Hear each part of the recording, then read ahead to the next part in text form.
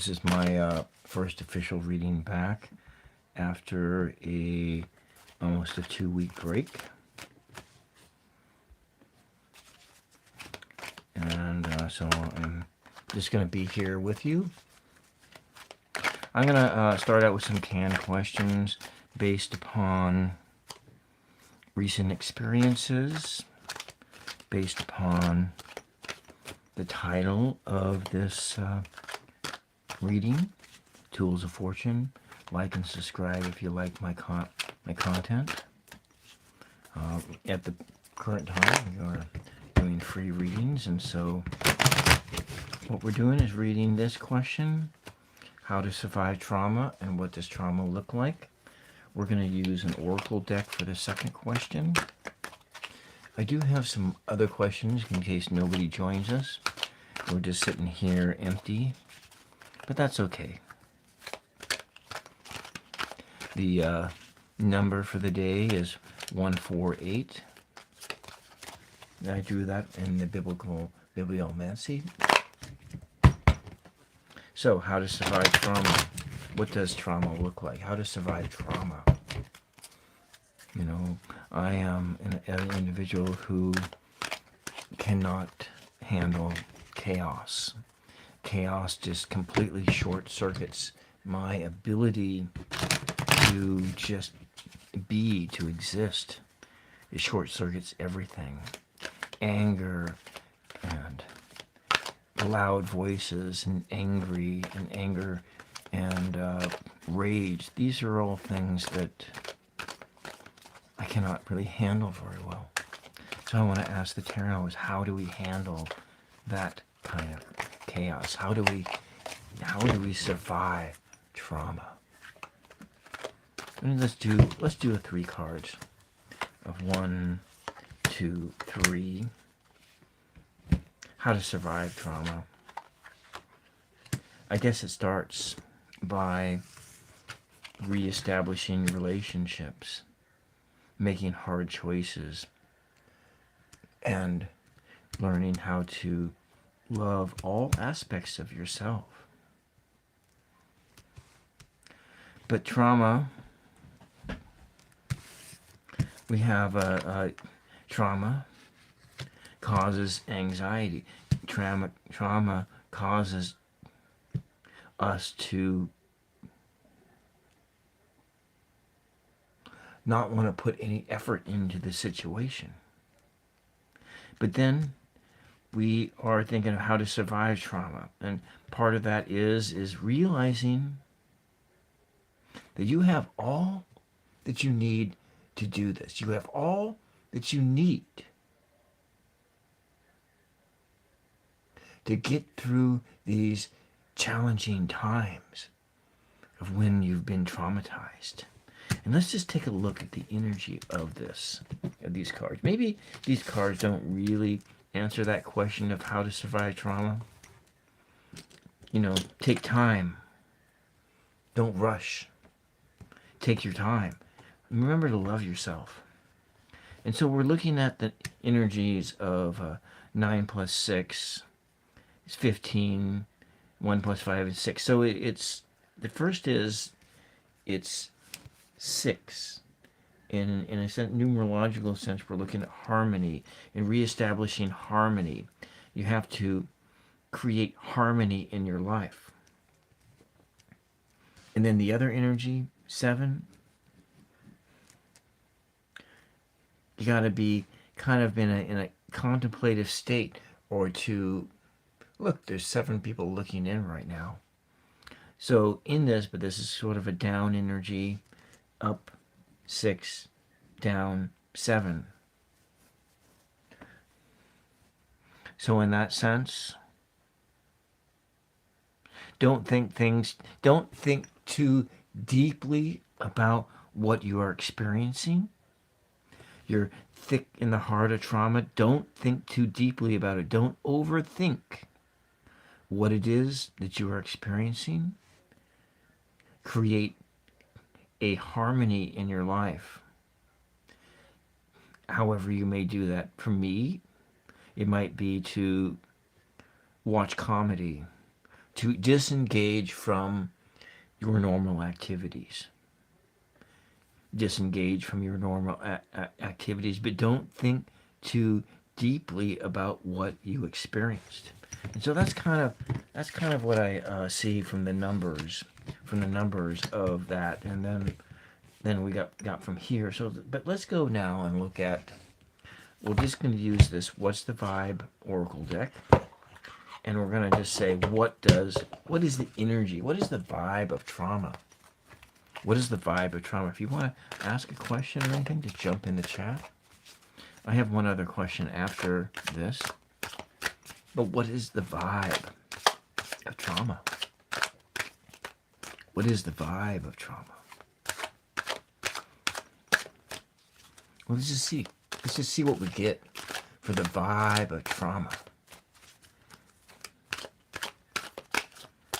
I think we'll take this card out because this one kind of...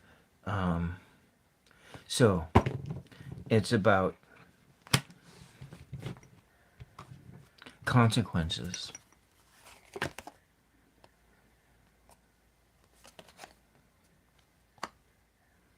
Authority.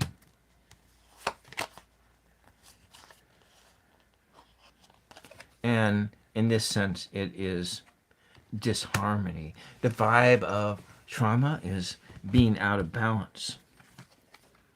Trauma is being out of balance and seeing the consequences of action, whether it be your action or the action of someone else. Being abused by authority, abused by masculine energy, whether that comes from a male or a female. If it's not a gendered thing, this is just a is thing. And what else do we have? Dirty little secrets. But it doesn't feel, I don't really feel like this deck is connecting to that energy of trauma. It just may be. I should have read while I was in that state of trauma. I really don't like those cards, but let's just see. Trauma. I'm just going to ask it. What does trauma look like? What is the energy of trauma? Sometimes it is like that. And it may be that this is not the right deck for the question. You know, I don't think it is the right deck for a question. That makes it seem like I don't know what I'm doing, does it? Well, you know, sometimes I don't know what I'm doing. We're going to go back into here. What is the vibe of trauma? What does trauma look like? What does trauma look like? Well, hello, Rick Hill. Welcome. Do you have any questions?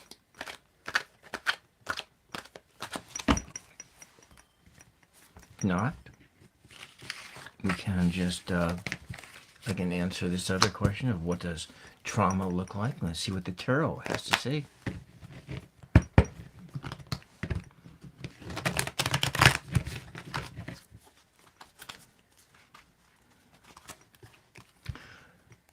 If you're still there, Rick, I'll tell you what. Why don't you work with me? I'm going to shuffle the deck, and you tell me when to stop. To the question, what does trauma look like?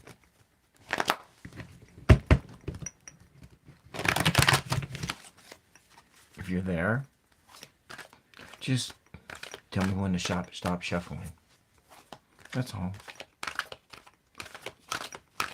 You can tell me when to stop shuffling, or I will just stop, because you may not still be here anymore.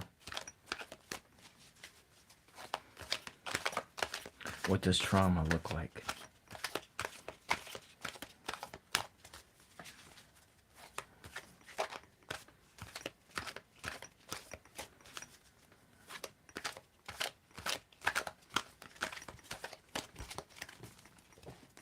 I don't usually come on this early, in the evening. But I've been off for like 10 days, I think. Almost 2 weeks. I had to take a break. Occasionally happens, you know. We do have to take a break. I do content for 2 different channels, and so it is a lot of work. So we're going to ask tarot, what does trauma look like? And just to see what the randomized cards are there. And these cards do not seem to match.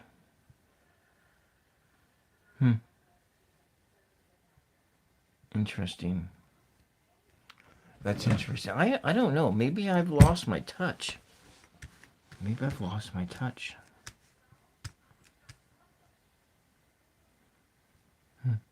But I think I can read these. What does trauma look like? You have like too many choices. That's what this card says, or it's about illusions.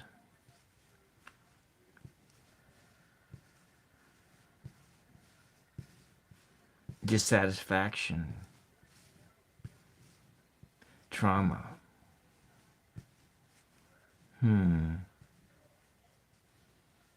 But you know, sometimes trauma is a gift. A gift.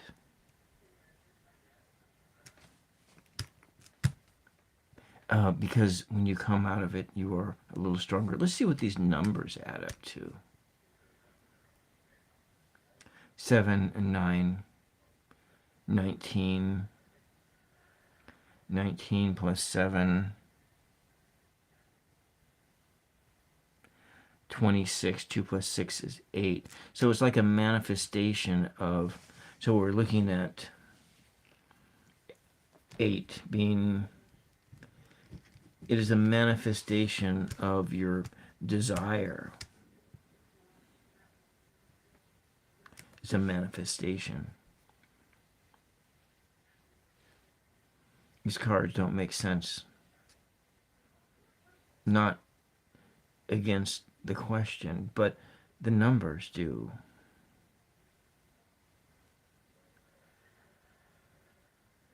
Fantasies.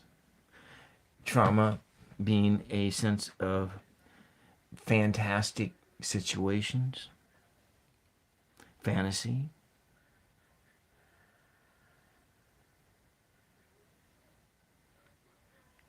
Unrealistic ideations. Your head in the clouds.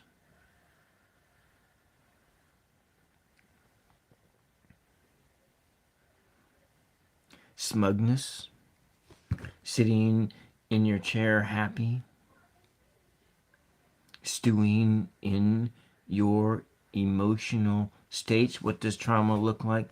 It looks like stewing in your own little world. Stewing in your illusions. And bringing that to a sense of fruition. Bringing it into the earth realm. So yes, yeah, that tarot logic guy is actually pretty correct here. You're manifesting, what it looks like is the manifestation of something within you, is what it looks like. But let's just try again. Let's try again.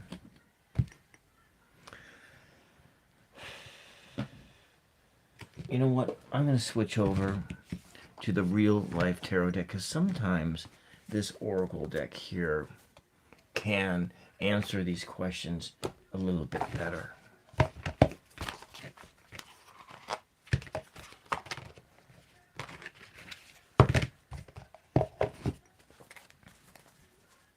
I might, just for the sake of what,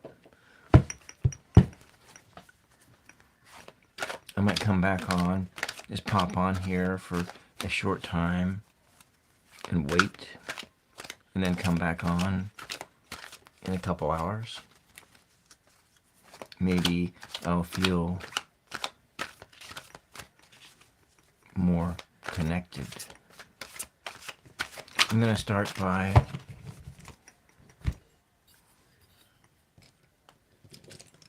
clearing the air.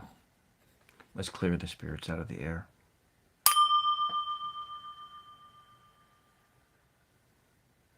Bring our mind into the moment.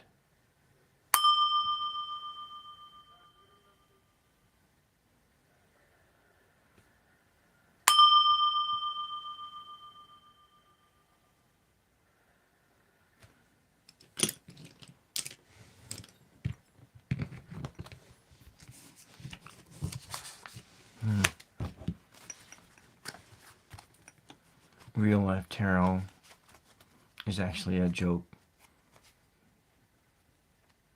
card deck,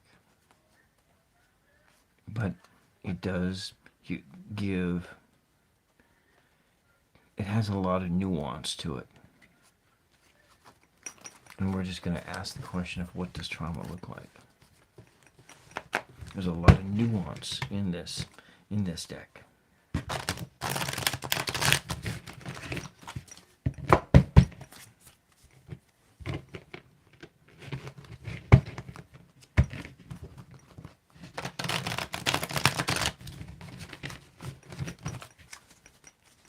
I like this because it really shuffles good, and I like the card thickness as well. Alina Harris, welcome.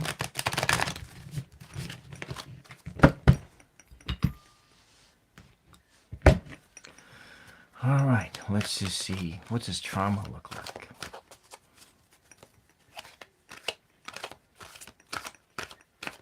What does trauma look like?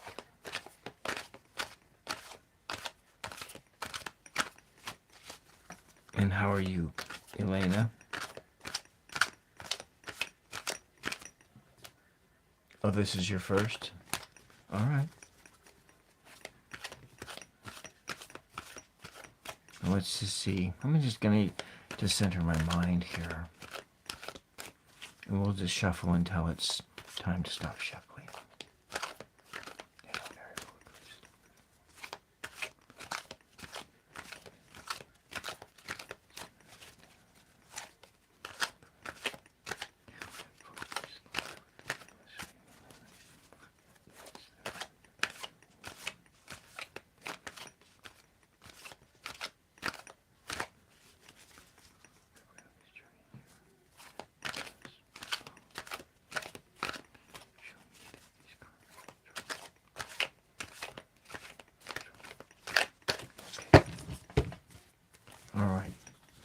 So my first card here is the deleter, but it's sort of a delayed deletion.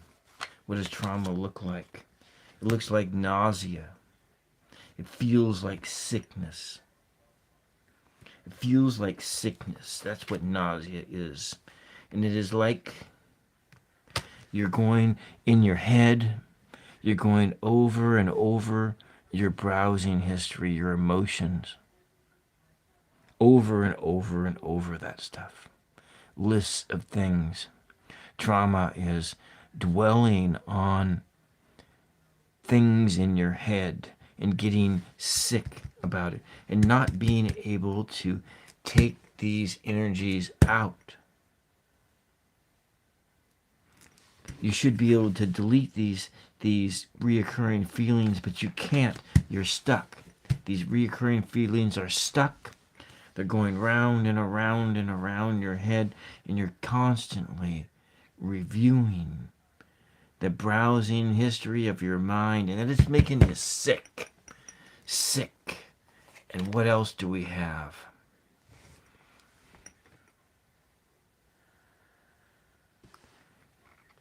It's like you're not getting the attention you need. You're weighed down by too much. Too many cats weighing you down. I wonder why I always draw that card. Too many cats, almost every single time. And then You're trying to solve those issues with physical things like pills, like drink,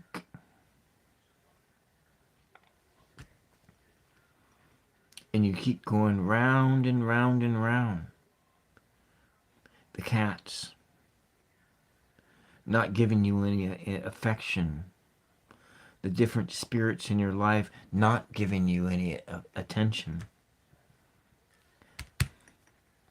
The lists of BS in your head, the browsing history of your mind just keeps growing longer and longer and longer, and you can't push the delete button, and all that is just making you ill. We look at the bottom card, and really what all this is about is this: a big bucket of shit. That's what trauma looks like right here. Trauma just looks like this, a steaming bucket of BS. Yes, this actually deck does work better than that other one. For some reason, I'm connecting into this one better tonight. All right. Do you have a question, Elena? We'll just move on. Let's move on to a different, maybe something a bit more positive, and this is also related to the angel number 828. 828. I almost got to start this thing on time at 828. Just a couple minutes late.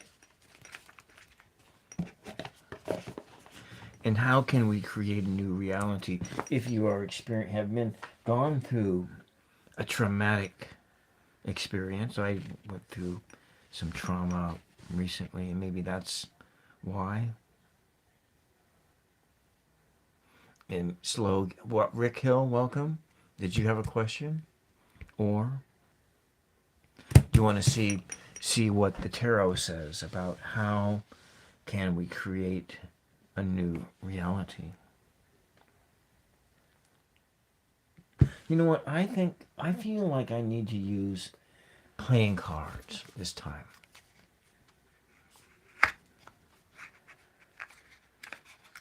We can look at up and down right images because these playing cards have a picture on them.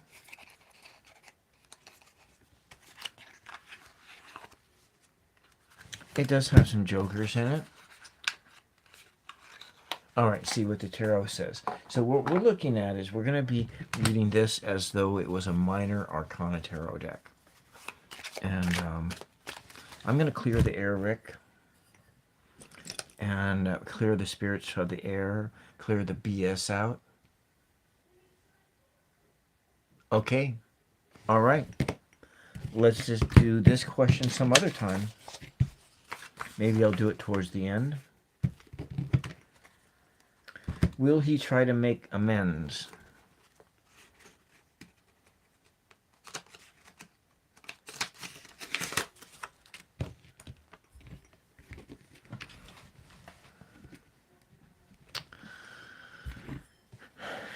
I'd rather read your questions than mine.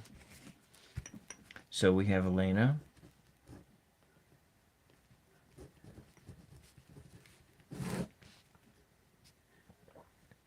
We're going to do that sounds like a yes-no question. Today's what, 9/11? Question number 1. Will he try to make amends? Does he ever think about me to make...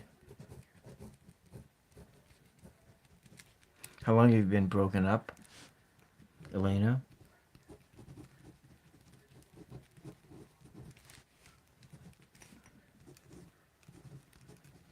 And who did the breaking up? Does he think about me?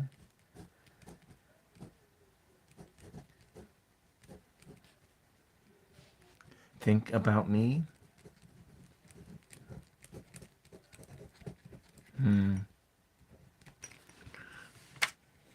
All right. We have 2 yes/no questions. I'm going to put this deck over here, and we'll go back to the tarot. And we'll look at what the cards say. But let's start by clearing the air, please. We'll do that.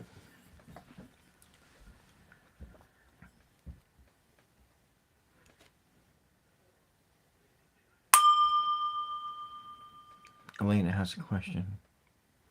Mother Mary, guide us to the truth.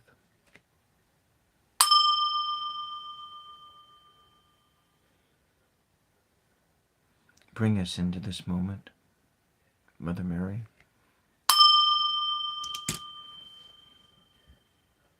This is Elena.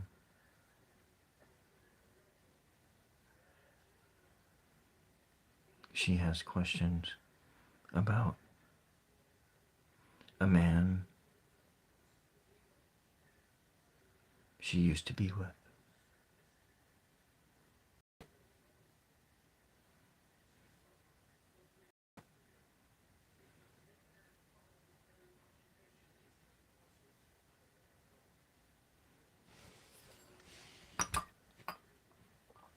So he just walked away. All right. I'm going to just mix the cards up here a little bit. You're going to have to work with me, Elena. I'm going to give you some instructions, and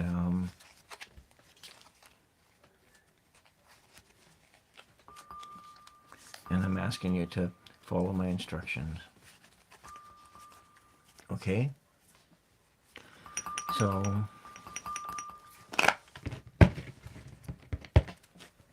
we're going to do the first question of, will he try to make amends with you?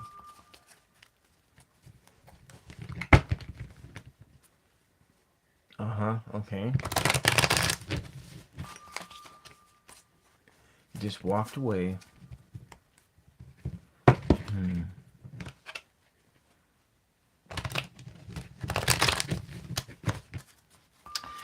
So I'm going to start shuffling. This is a 3-card yes, no. And Elena, I want you to tell me when to stop shuffling.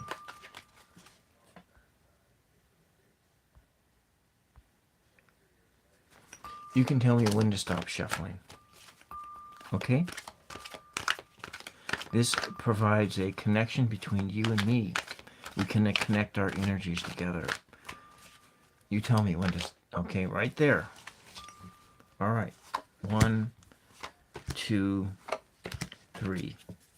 According to these cards, he probably will try to make amends with you, but it is more of a maybe yes rather than a hard yes. So there's a chance that he won't. So it's and he's making some choices. He has some difficult choices to make right now. He is bound up by a whole plethora of options,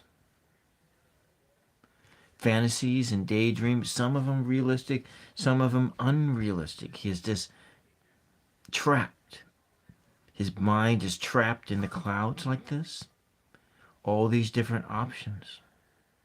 To you, him, this is you in his mind right now. He has put a cloth over you, and you are hidden to him. He is hiding you from him. He does not want to see you. In that sense. But he still has these choices. His emotions are out of balance. He's in a place of conflict. And he has to make some choices. Whether he makes a good choice or a bad choice. And he has his defenses up. He's guarded.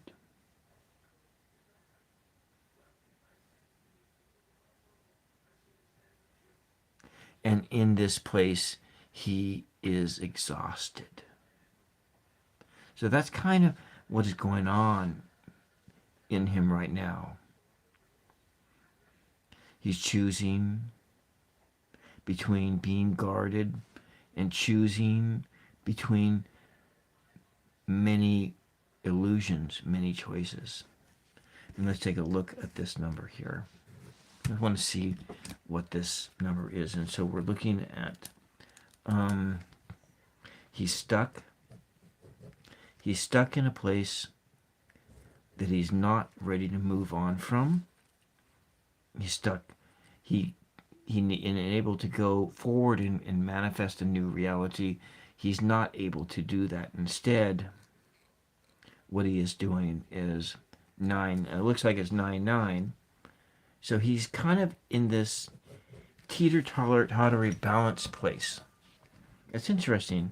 Both the numbers add up to this. So we have, he's both stuck and he's ready to move on. And he has to make this choice. He's balanced. He's sort of in this limbo. In a limbo place. His next step is if he can get out of this loop. He can 9 and 9, 1 plus 9, 9 plus 9 is 18, 1 plus. So it's, these numbers just keep adding up to 9. And so we look 9 plus 9 plus 9.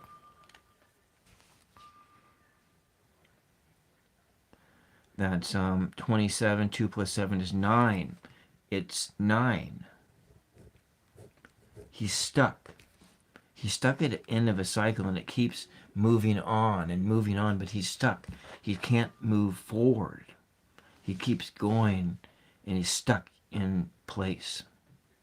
He's stuck in a place where he's both exhausted and he's guarded. He's stuck in a place where all of these illusions are swirling around his mind in the clouds and he cannot make any choices. And that's what I see here.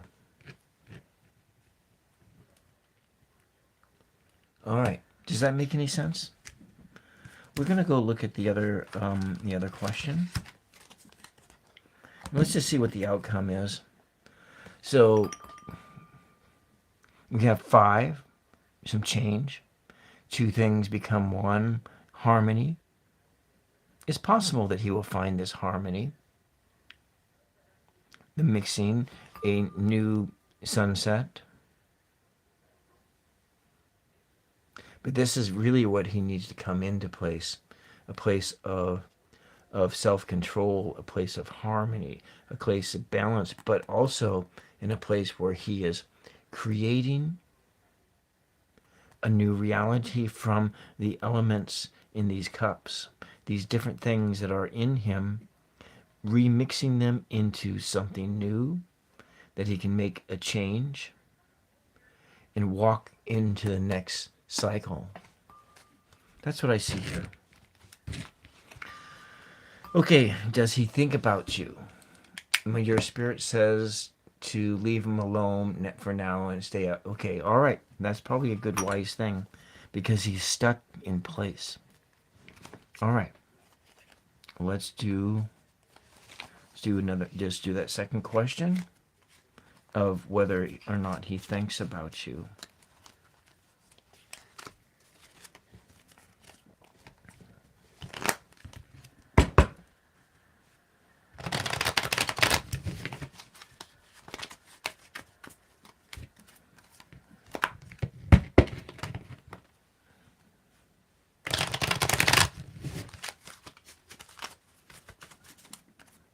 Just mixing these cards up really well. Wheel of Fortune, a new path.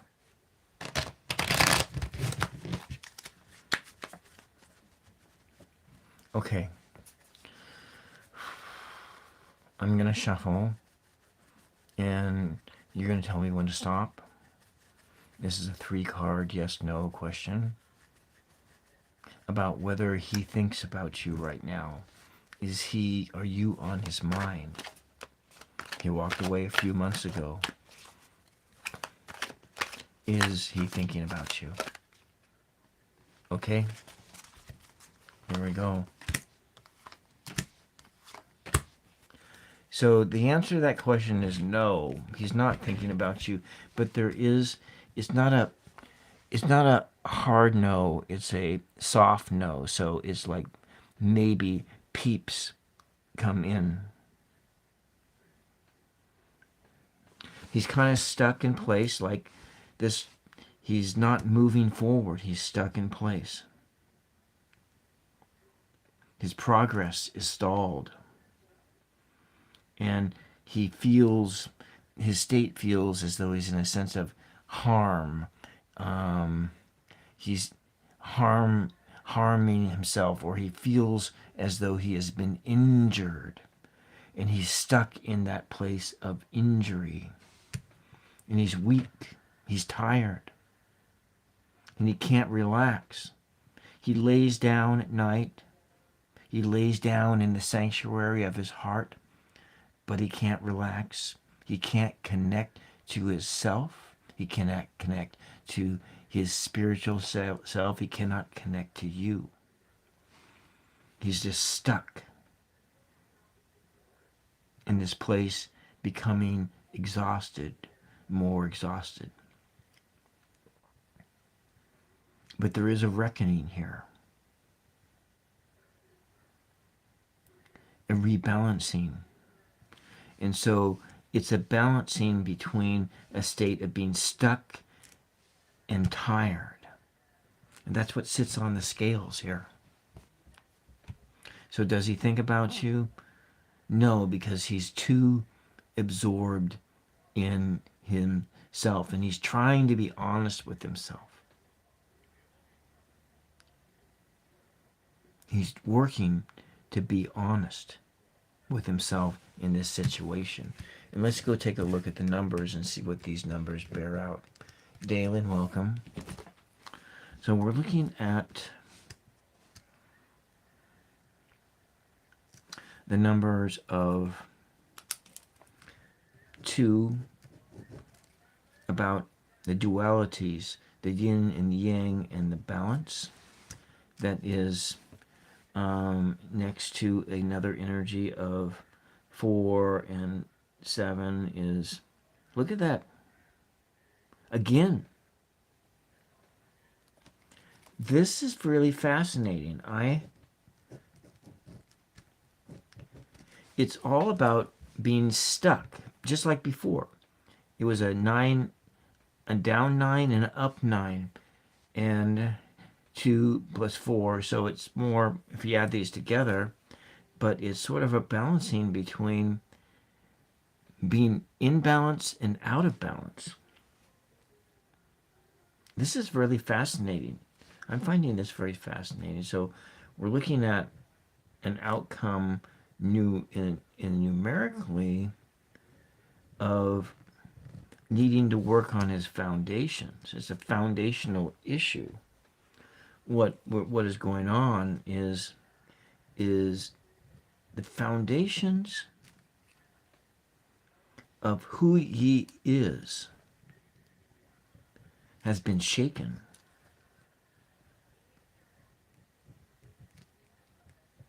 His foundation, he doesn't know who he is anymore, and that's kind of what's at stake here.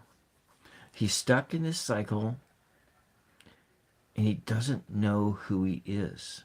He doesn't have the time to think about you. Welcome. And let me just take a look down here. But you know what? He is making progress. It's slow and steady. He's trying to rebuild himself. Thank you, I did have to take a break. Oh, look, there's 4 people in here right now. That magic number of 4. Rick Hill, welcome. So you're sending love, thank you. Welcome, Dalen. And so, Elena, does this make any sense to you?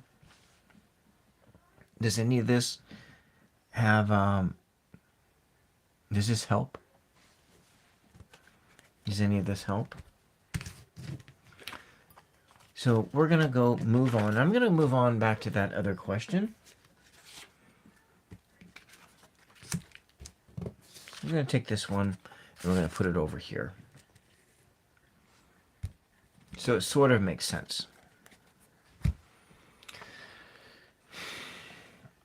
So he's not thinking about you, but eventually maybe he will make amends, but it doesn't mean that you're going to get back together again. It may mean that he's kind of trying to decide about wanting to go his own way and to rebuild his life. Rebuild his life without you, because that's kind of what I feel when I'm getting the feeling about that. Being that this is a major foundational issue that is going on with him.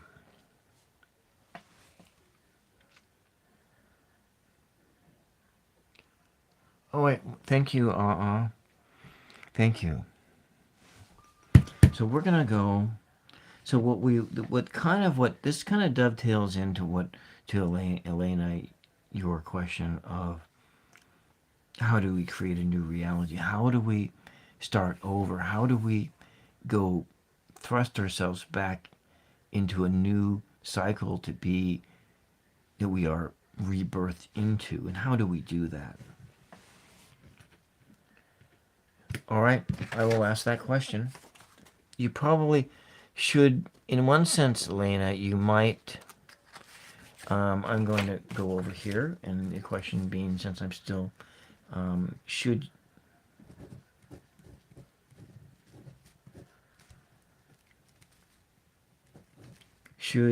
you walk away?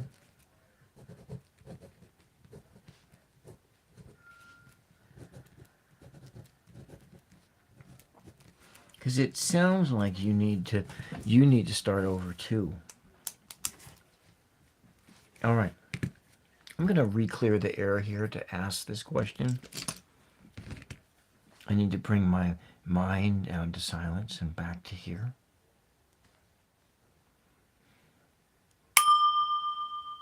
Elena has another question. Mother Mary, should Elena walk away? Should she start a new life? Should she walk away and stop thinking about this guy?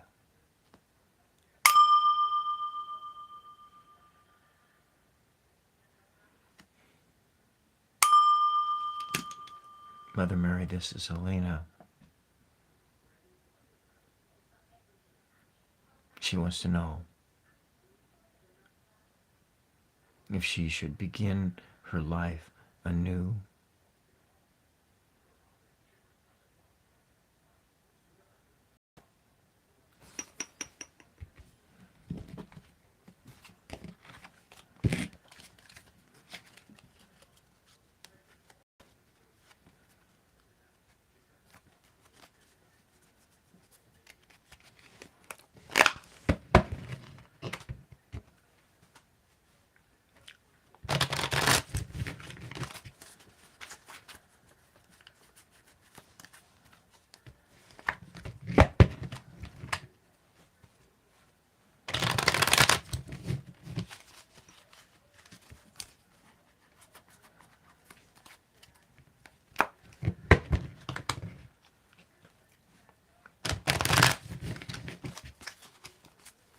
If you're just joining in, this is Tools of Fortune.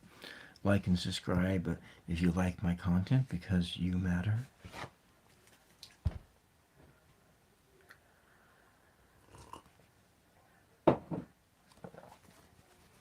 Three card, yes, no. And we'll analyze the cards. You tell me when to stop shuffling.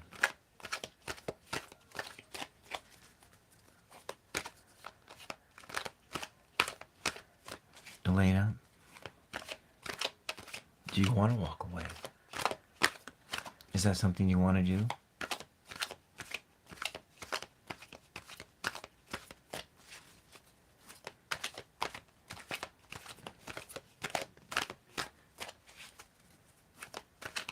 Tell me when to stop shuffling, Elena. You don't want to walk away. You want to stay where you're at. Okay. 2 cards popped out. So this actually does say no, that you should stay right here. Or you are, in a sense that you need to find some stability in your life. The answer is a no about should you walk away because you feel unstable. By yourself, you feel like you're walking on sand. Or you're walking on ground that keeps shifting and moving away from you. And you really want to be on solid footing again.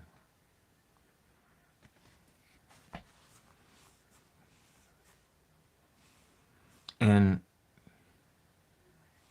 you want to come back into a place where knowledge is shared between you and another. But at the same time,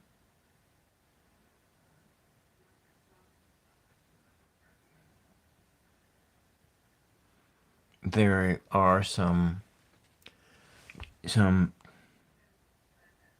a lot of poor coping skills, maybe some enabling. Maybe you're enabling yourself.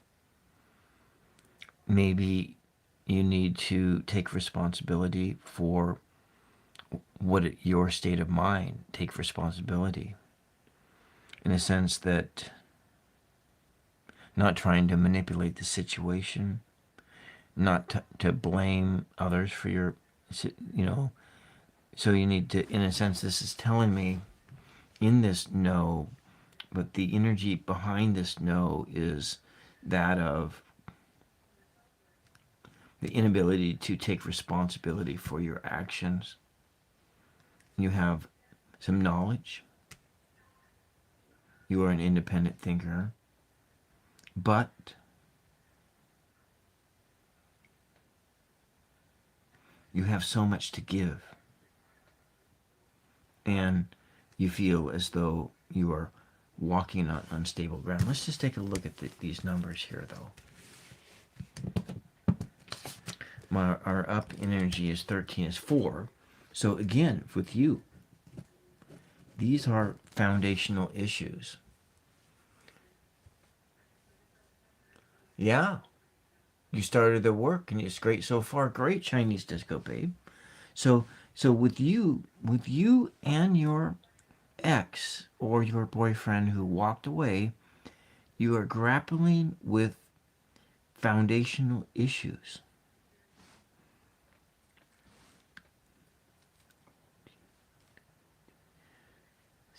And then you are in a sense that you're trying not to think about it.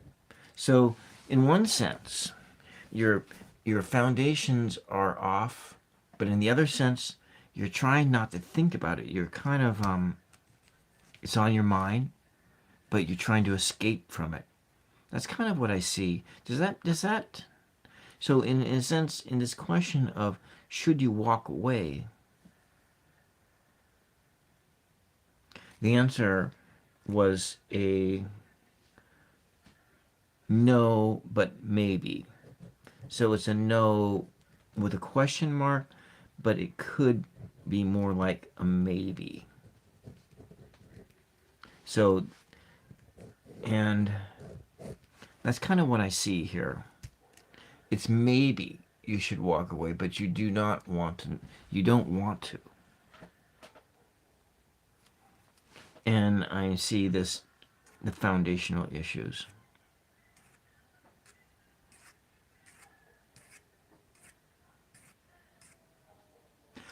I hope that has. I want to. Let's go ask Mother Mary.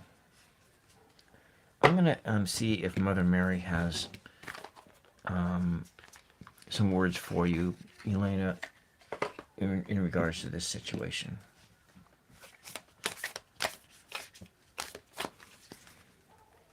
Mother Mary, what words do you have for Elena right now in this situation? She's in limbo. She wants this man back. She loved this man. He walked away from her. Both are in the dark. She's in the dark. Her foundations have been shaken by it. What words do you have for her? What words of wisdom do you have for Elena, Mother Mary? So if you want to,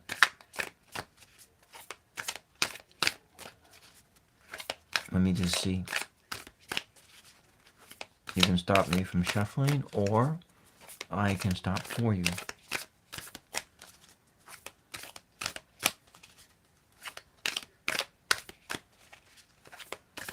You're welcome, and thank you for letting me read for you. Okay, what we're going to do here is I'm going to take 2 cards spit out. So she has 2 things for you. The first is Our Lady of the Ocean of Rebirth. Invisible karmic forces are at work in our lives, creating circumstances that support our soul fulfillment. Sometimes through golden opportunities and sometimes through obstacles that we must grow to overcome. Your soul is currently processing deep and powerful karmic energies. You are outgrowing old patterns and simultaneously harvesting good karma. So you are balancing between 2 different realities. You are creating a pathway for a new, improved expression of your soul life, protected and guided by Mother Mary. And so this is the first image for you. And I will read the other message was Our Lady of the Sacred Sun. Within your heart is a love that is unconditional, compassionate, and healing. From that love emerges wisdom and the capacity to make choices based on what holds essential meaning and value to you. It takes courage and strength to live your life authentically and honestly. Even if resistance arises at times, you can trust that only goodness and grace comes from living in such truth. And here is the other image for you. So look at these images and hold on to their value for you. 7. Look, there was 7 roses. 7. The number 7 here.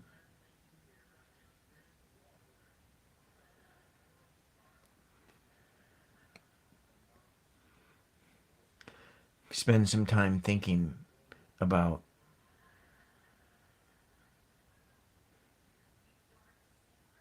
what is going on in your life. Finding places that you may need to shed and to come into a place where you can experience a new birth. We have a daughter and a son, that Mother Mary is holding. In this image, there is a balancing between the masculine and the feminine. And this is the place that you're at. Okay? I hope that helps.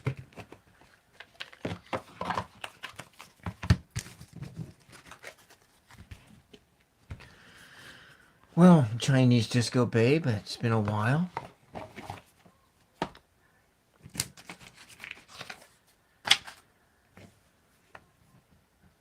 So you started work on a new job Yes, thank you, and come again. All right, all right. You'll come again. Great. Thank you very much.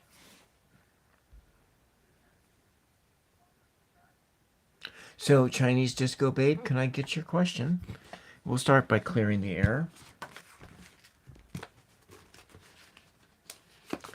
Well, I went through some stuff. I had to stop. I was experienced some trauma, emotional trauma mostly. Family stuff. Because sometimes like siblings or what, sometimes family stuff that it just kind of blows way out of proportion. So in my trauma, I had to take some time off of my YouTube channels.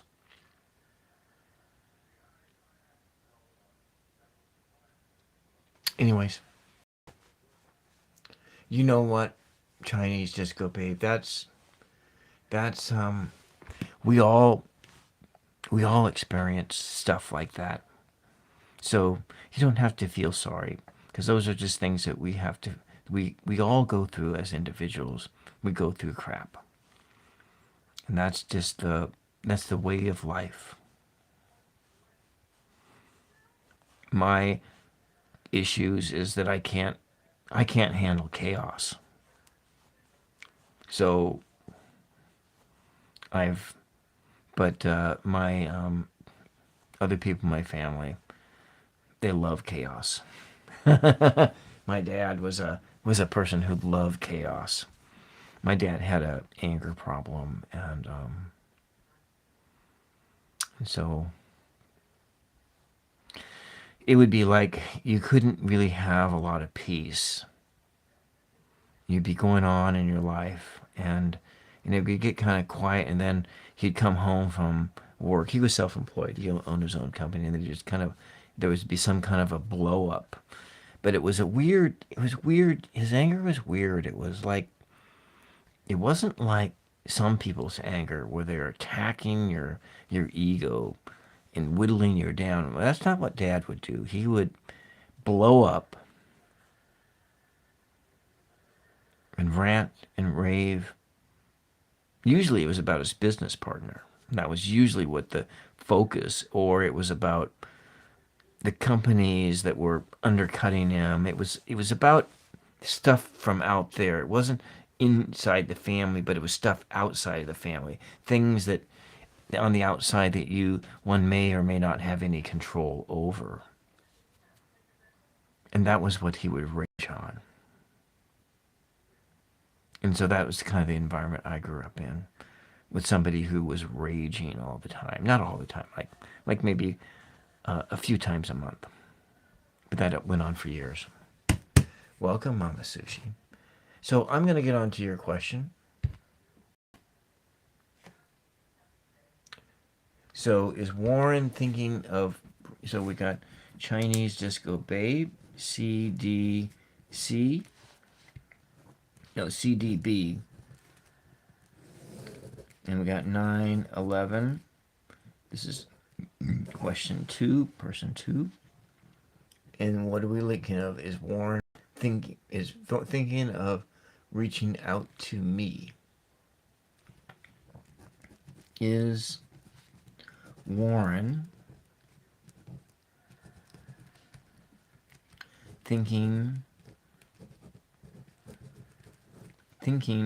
that's just one eye, of reaching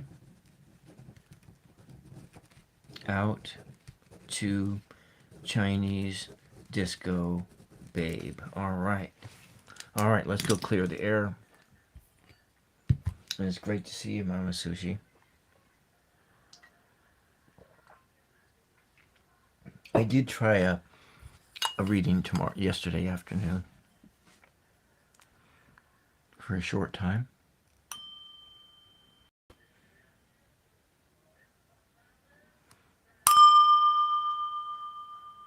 Chinese Disco Babe has a question, Mother Mary.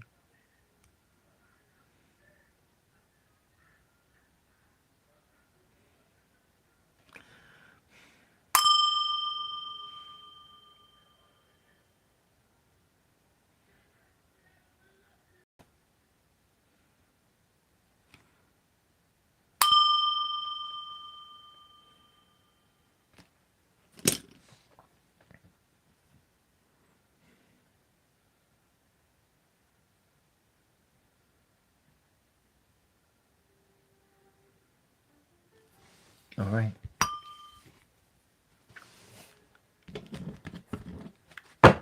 All right.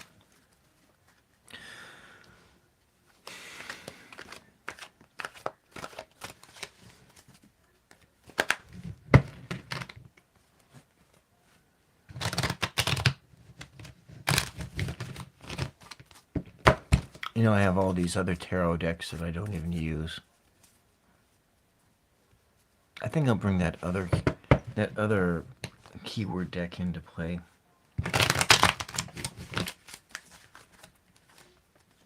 I was going to do a review video on it, but you know, I can do a review video on it later. All right.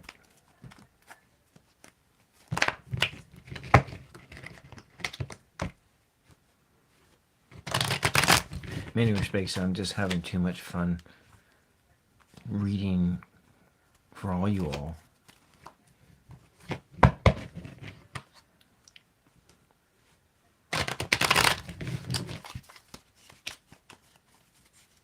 Let's just do one more. We'll cut the deck. All right, Chinese Disco Babe, I need you to... This is a 3-card yes, no. I want you to tell me when to stop shuffling.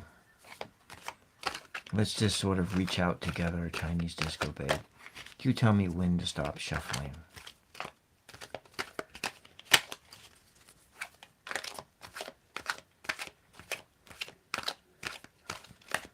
Right there.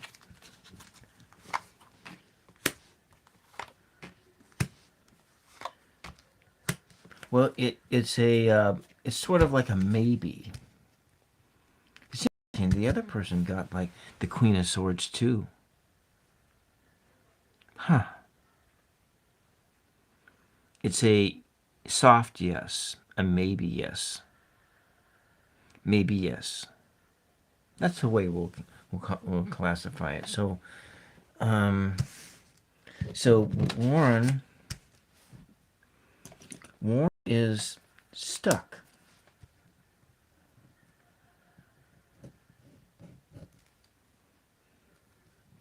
He's kind of stuck. He's kind of stuck in between cycles.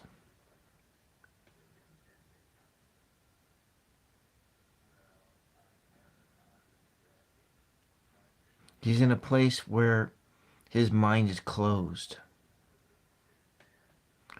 And his brain is foggy. And he's stuck in that place. He can't reach beyond.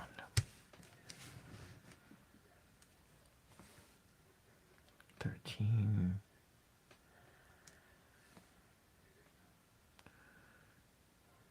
22. 4. And again, this number 4 keeps popping up tonight.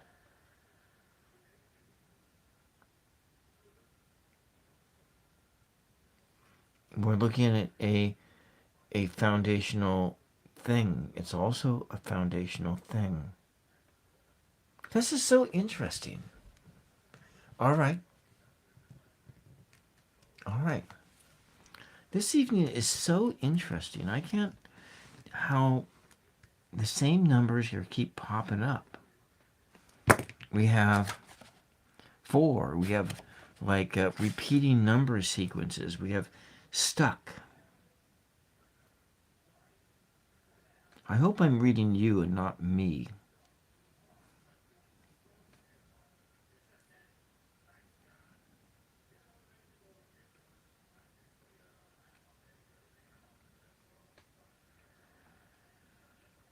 I don't think I am. But then maybe I'm stuck too.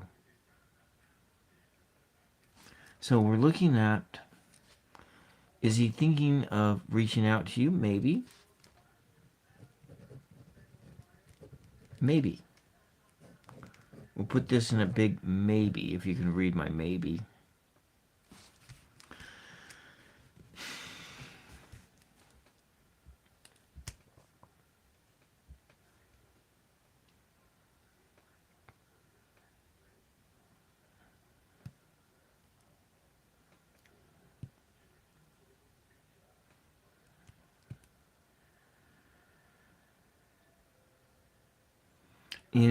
he's kind of sitting smug in his truth. He's sitting smug in his truth in a state where he can see, where he's closed-minded. So we got this, the energies I see here in this reading, Chinese Disco Babe, is that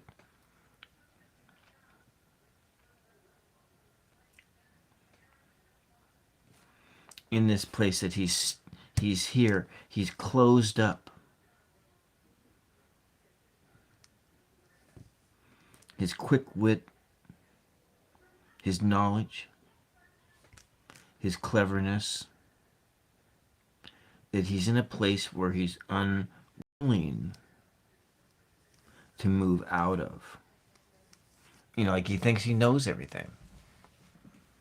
He knows everything, and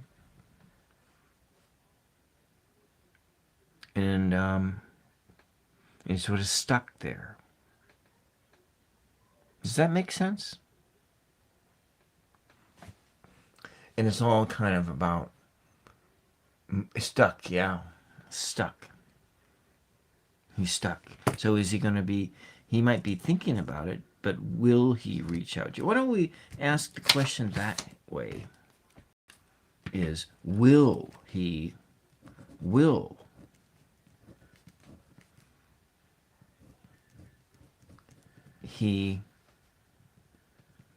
connect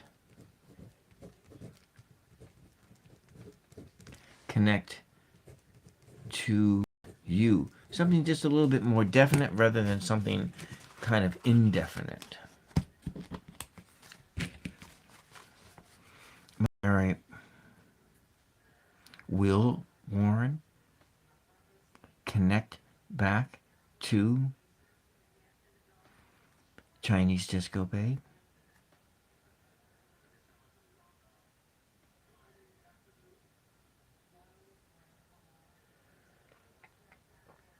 Will Warren.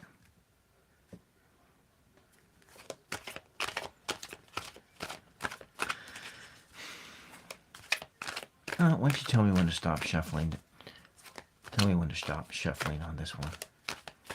Just a little bit more definite on the question.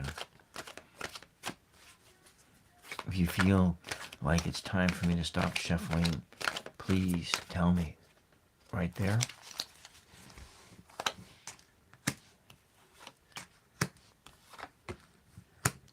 Well, you know what? He probably will. Still, it's again, it's not a firm yes, but it's got like the energy that's in this state of here is this. Here's that number 4 again, and this number added together is 4. 18. 1 plus 8 is 9. So he's kind of, the total energy here is of one of a 9. But if we look at it in how I have been adding these things up together, we're looking at 14. We're looking at a 5 that is up change, and then we're looking at a 4 that is down. 4 plus 5 equals to a 9. Overall, he's kind of at an ending place. It's kind of it's the end of the line. He's got a lot of ending energy here. But over here, it is like, in this sense, the Death card being that stuck. He's stuck.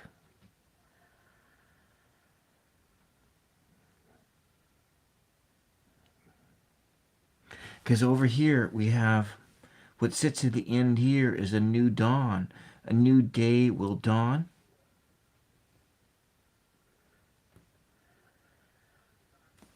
But he's stuck. He's sort of in this sense of not wanting to let go. He's kind of stewing in the juices of whatever emotional reality is plaguing him.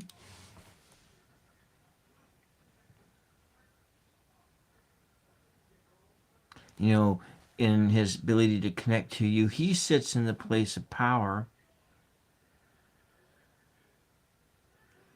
He sits in the place of power here.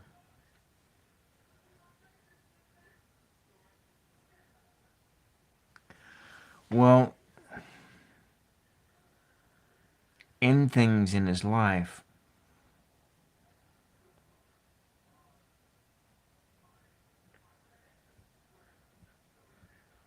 he may, but it's like he's not willing to go on.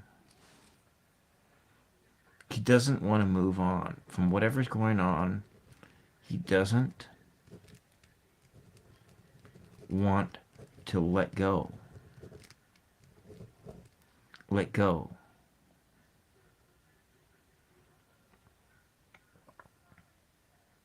He's kind of stuck in this ending place, in this sort of a Ten of Swords, kind of stuck in place by swords that leave that do not bloody the skin. They're just pierced there like he's a sack of potatoes or something, a sack of rice. That's the kind of wounds we're talking about. They're not wounds that fester or bleed. They're just wounds that are stuck in place. But yet, there's this sort of a power play. He's in a, and in this power, he has this power of his self, an authoritarian kind of a sense of himself, the authority.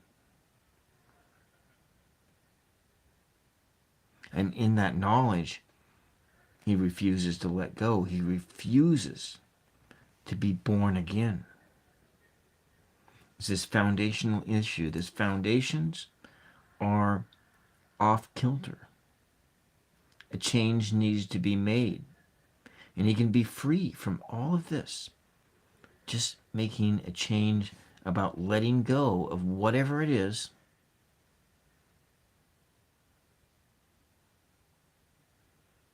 And then maybe he will connect to you.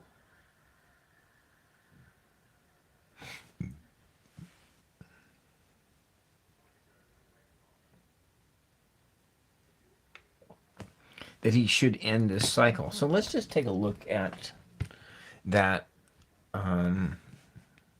Okay, I want to look at that question. Let's go look at it over here. I haven't really picked this deck of cards up for a while. But let's go and let's just mix them up really well here. I'm going to mix them up and reform the deck together. So with some mixing, and it's like a card salad.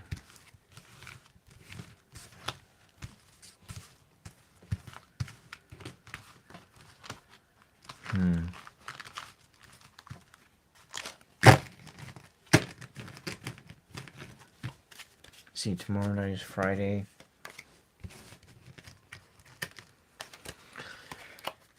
Let's see, have an early day tomorrow. All right.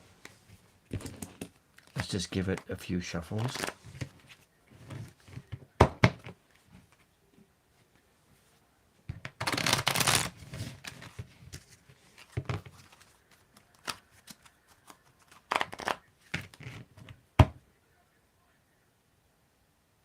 Like what kind of things in things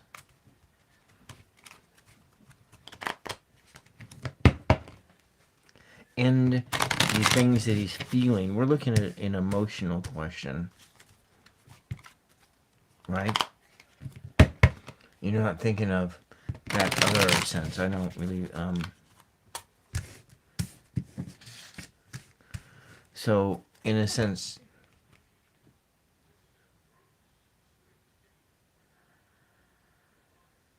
should he end things in his life, but he can't? How do I,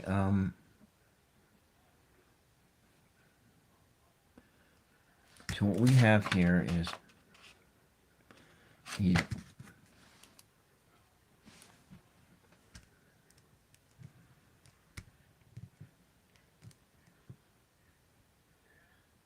so it's like, what is he hanging on to? Maybe we can kind of ferret that out with the numbers. What is he hanging on to?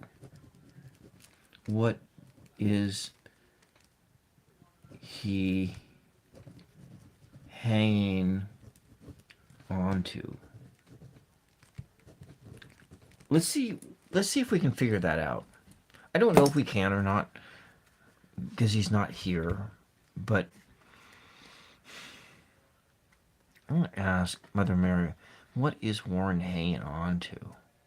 Why is he stuck? What is he hanging on to? What energy is he hanging on to? Hail Mary, full of grace, the Lord is with thee. Pray for Warren now and all through this journey. Hail Mary, full of grace, the Lord is with thee. Blessed are you among women. Is the fruit of your womb. Pray for Warren now and all throughout this journey. What is Warren stuck into? Would you want to tell me when to stop shuffling Chinese disco, babe?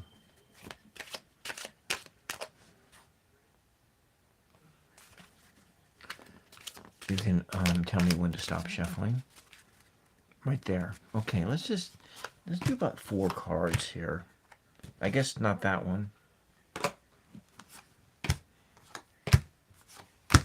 We're just going to take a look at, we have a lot of down energy. Look, 4s. It's a foundational issue. Whatever's going on.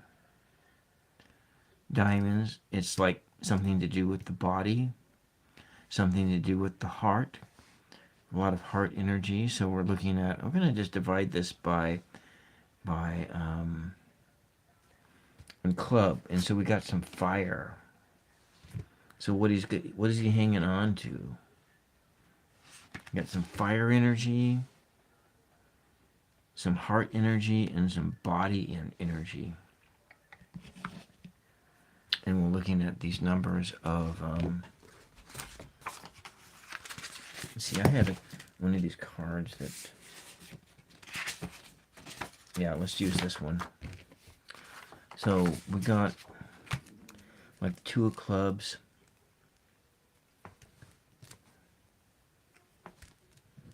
2 of, let's say we call it wands. And that's a sort of a down energy.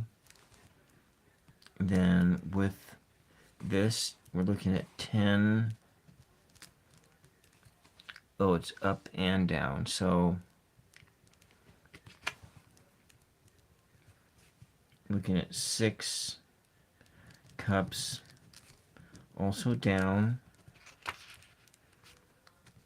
And a 4 cups up, and a 4 pent down. So a lot of down and a lot of up. So in the heart department,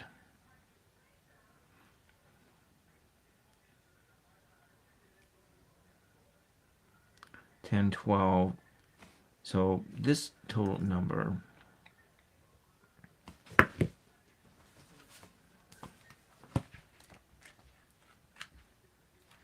so what we're looking at here in the earth thing, so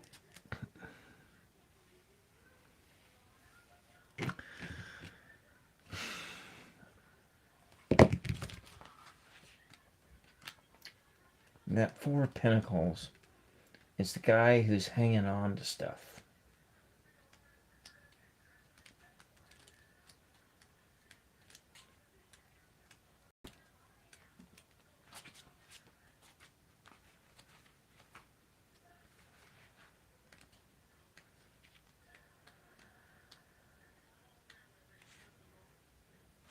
So in this sense, we're looking at, in this energy here, we're looking at the four keeps appearing, yes, over and over and over again. So it's really a foundational issue. And the issue is that he's in a very uncertain place. He's uncertain. You know, so he's flipping between, we have a balance between, in the foundational, his foundation is off, and there's a bit of uncertainty.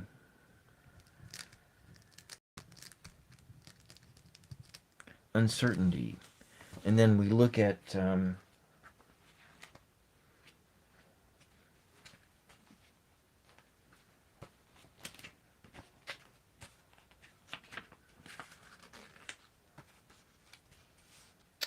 and in this sense, we're looking at a sense of being withdrawn in a Four Cups energy. So he's sort of depressed. In this, he's stewing in his depression, the uncertainty, his body, the body energy of uncertainty, and he's stewing in his depression. And in that, we're looking at this sense of memories and thinking about memories. They are, we have memories. And then we're looking at this thing of bad memories. So he's this sense of bad memories, and he's depressed with bad memories.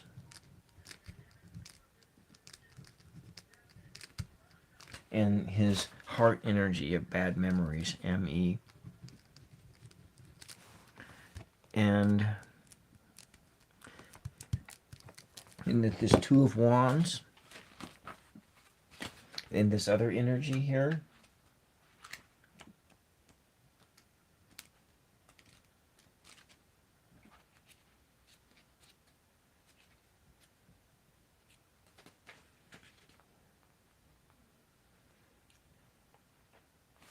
so in this sense, what we're looking at is he can't see beyond his own nose. He can't see beyond his own nose. He's stewing in his bad memories from the past, and they keep being handed to him. And it's causing a sense of depression,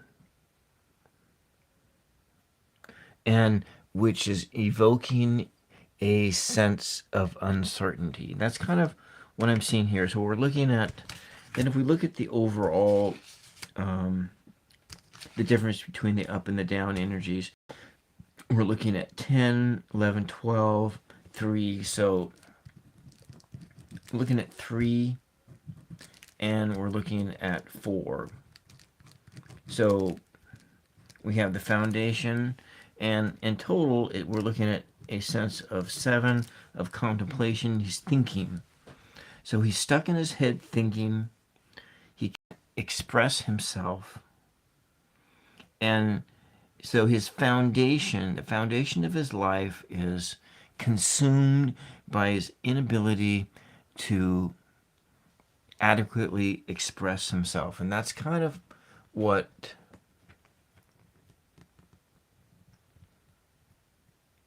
so he's still depressed, I see. So does this make any sense to you, Chinese Disco Babe? This sense of what we have here is kind of stuck in place in this Ten of Swords energy, being like stuck to the ground. The dawn is over there, you can see it, but it's not, he's not willing to to let go. He's not willing to let go of what it is that he's experiencing. And he thinks he knows it all. He has a sense of know-it-allness. Four. It's all about foundational issues and the foundations of his life.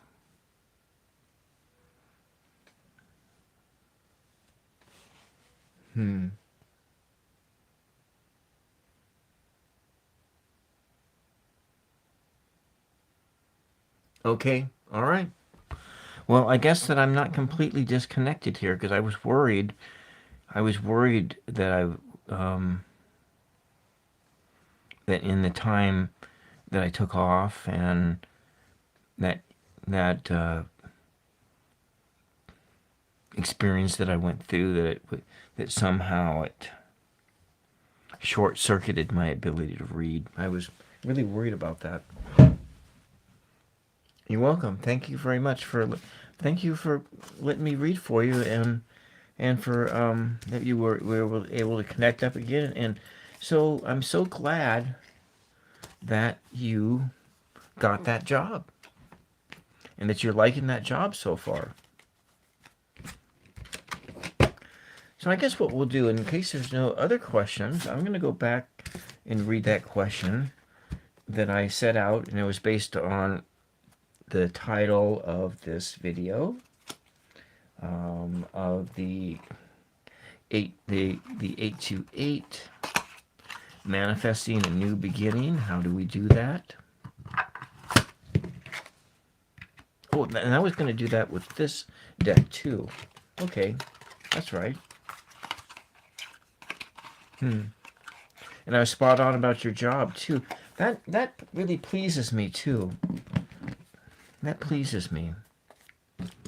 That just means, to me, that means that when I come to a place where I'm actually have all the cards memorized, I don't have them all memorized, or be a little bit more quicker, where I can just pick up a deck that doesn't have keywords on it and read from that maybe I can get a job as a phone psychic. That's kind of what I want to do. I need to bring a revenue stream in. That's for certain. So we'll put this over here. I need to go to the bathroom. But we're going to go read that. What was that? The question was that I have for myself, or for all of us, is how do we create a new reality? And this is actually very much so related to all of the things that I've read on today. People who are stuck in place, laying out with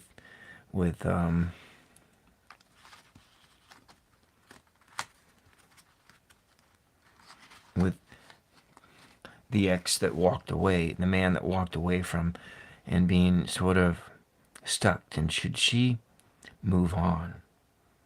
All of our concerns, including mine, are all about how do we create a new reality. In one sense, Chinese Disco Babe, you, in stepping into that new job, you created a new reality for yourself. And you're on a path of the creation of a new reality. And you've done this. So for the rest of us, let's start by clearing the air. Let's clear the air.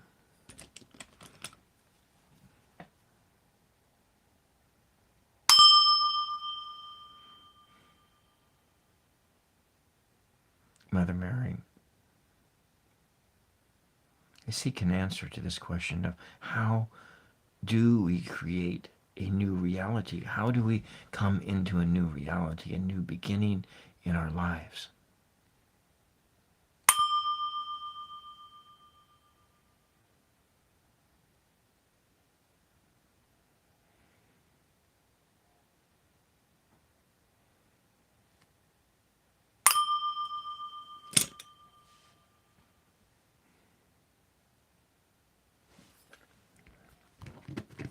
For For those who are new looking in, make sure you like and subscribe to my channel if you like my content.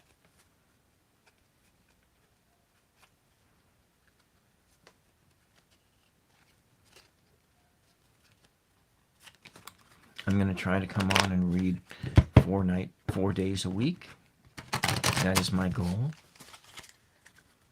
Sometimes it might be different times. I need to re-engineer my sleep schedule so I can get up earlier, and so I may start, I don't know if this is even possible, but reading early in the morning for me.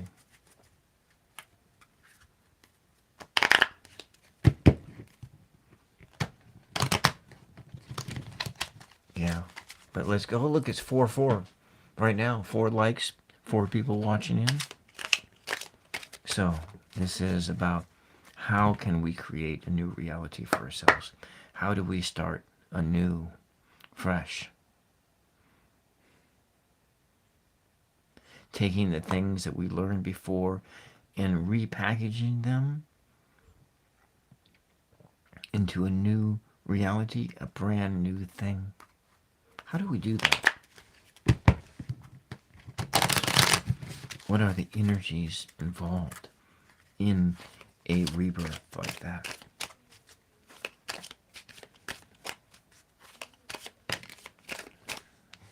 Huh, wild card. What does that mean?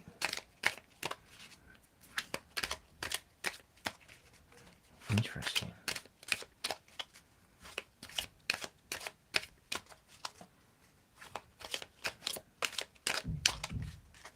Okay. 9, 7,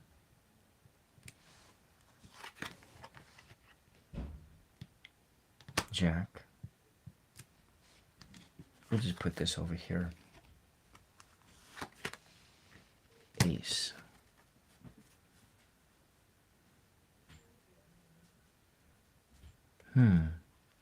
Interesting.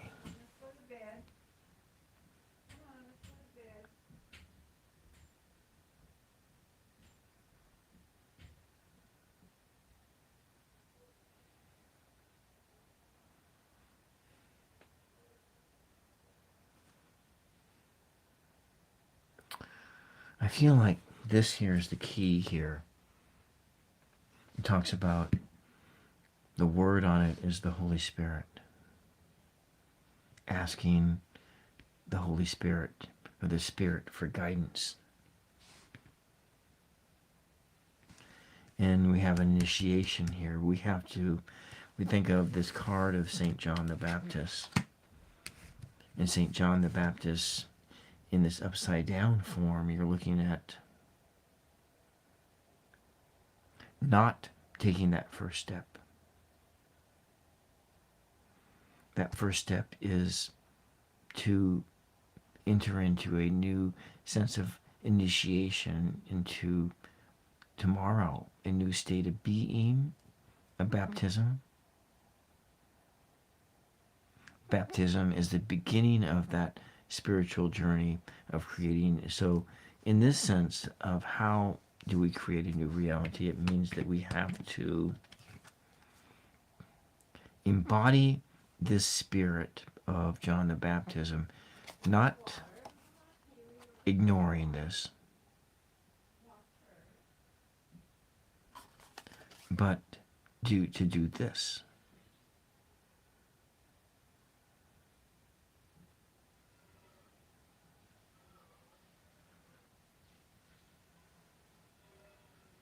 And you're looking like you are charging in. You're that guy on a horse with a sword raised high, charging in. And that's the beginning point.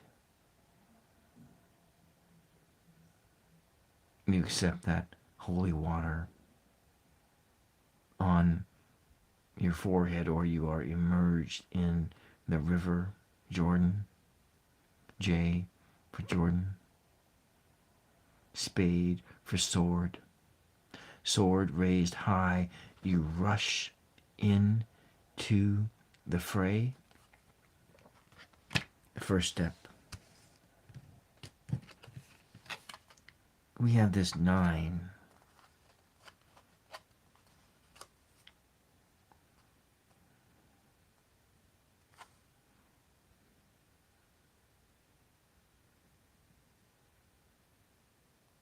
In this sense, we're looking at a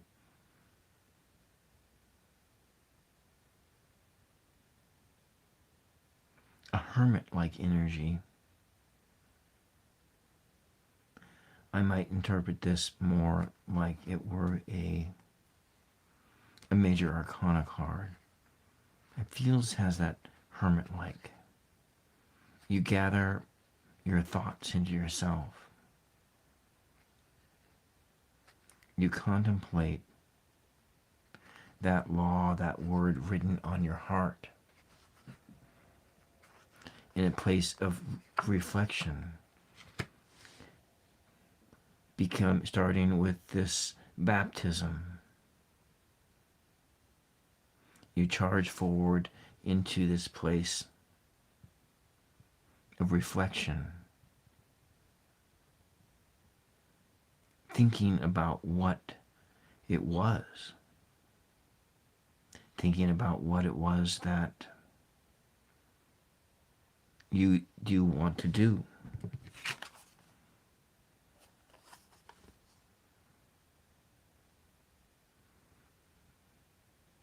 And it's more thinking. In this sense, if a major arcana card, we're looking at the Chariot. You are looking forward into St. Thomas More. St. Thomas More.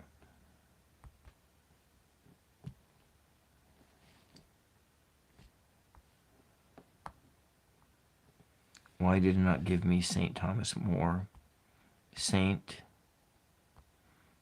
I need to look him up. Thomas More.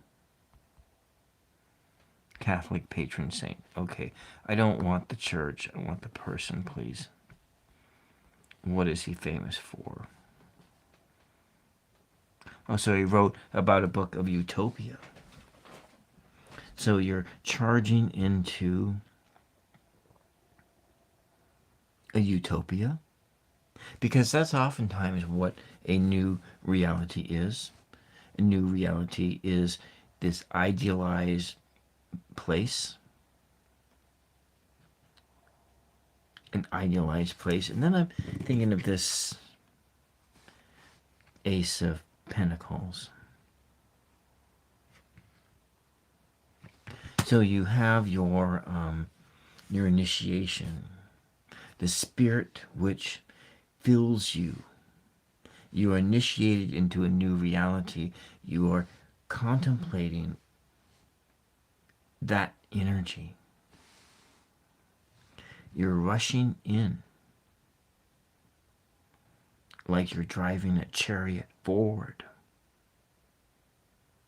into this idealized vision you have. And then you have this sense of this, the Ace of Pentacles.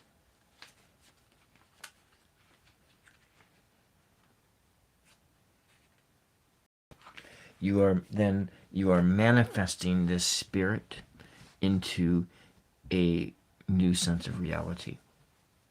Welcome back.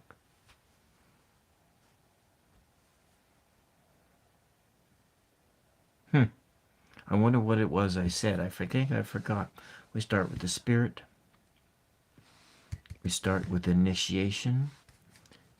Spending time thinking about what it is that you want. Create that idealized vision inside your head. Charge forward. Charge forward more.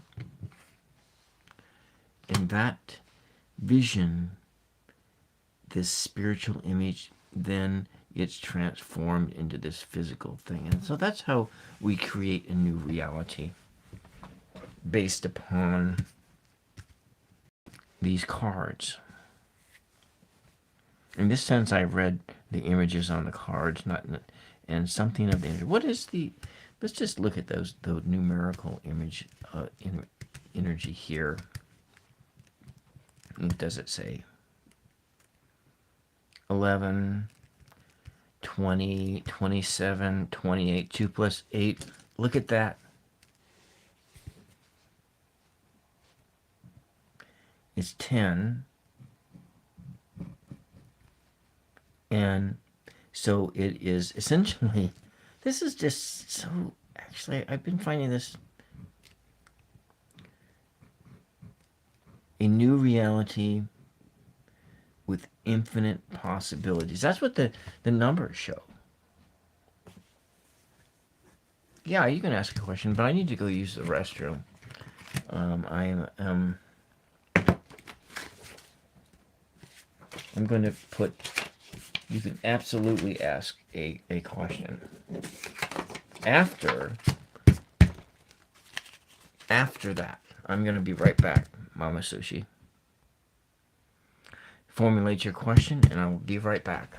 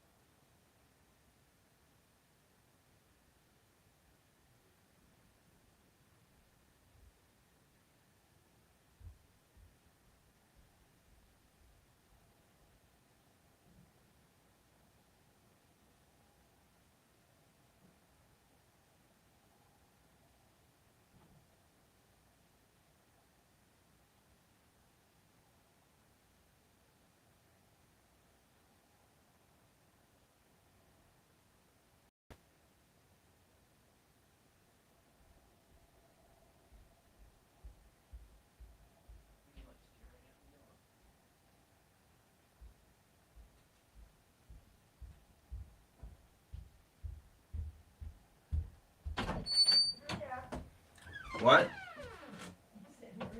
All right.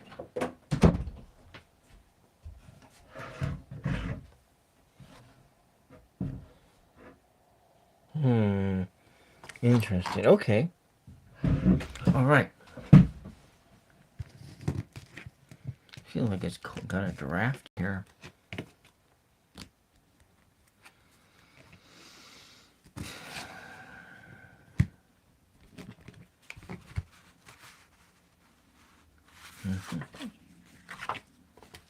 All right.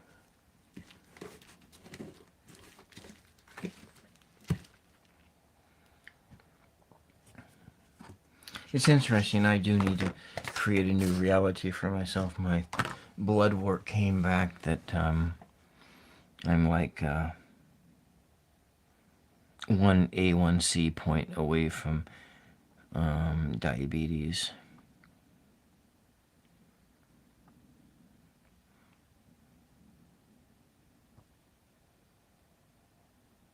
So this is what it's the way it is. I painted this afternoon. It just means I need to drop 40 pounds. Start exercising.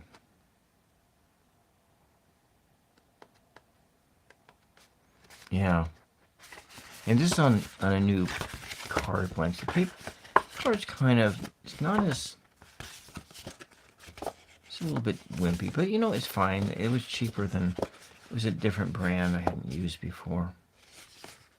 But anyways, that was today, this afternoon, on a pop-up live. So which deck do you want me to use? This one or this one?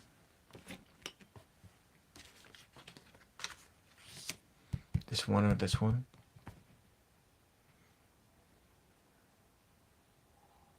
Okay, the bigger one. All right.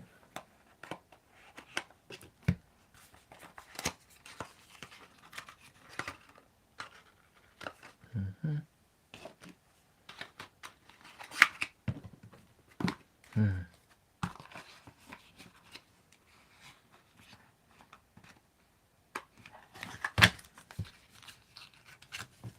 All right, we'll put those away.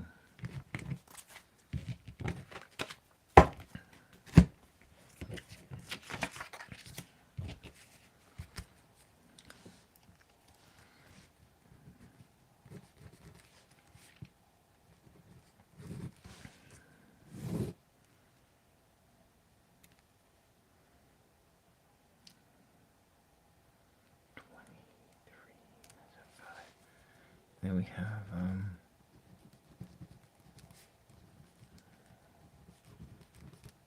Mama Sushi. Okay. And your question is?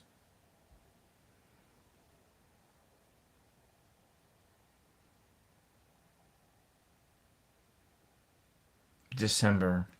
Your question is about December.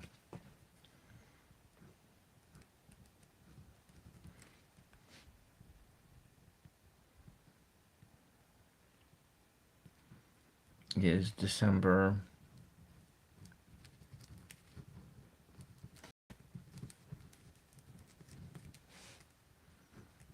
to be with Christmas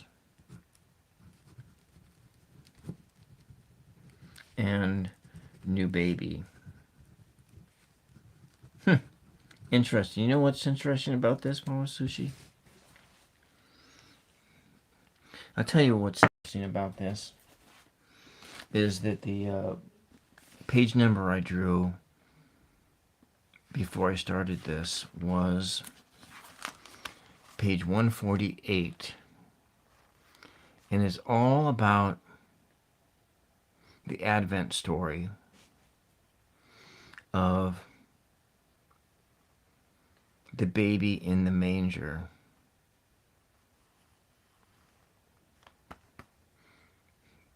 Christmas, dawn, about Christmas and dawn. That is actually, I know, Amanda. Okay, oh, that's probably easier than Mama Sushi, but I'm just writing your all right, Amanda.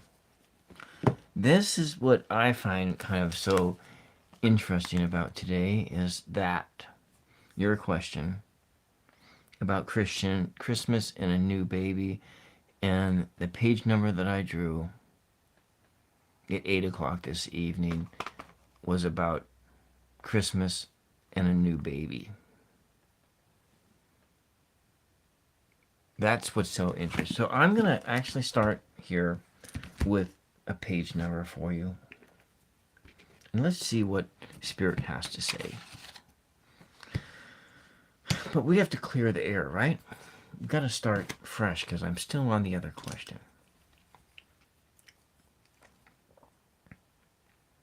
Mother Mary. Amanda has a question about December, Christmas, and the birth of her new baby.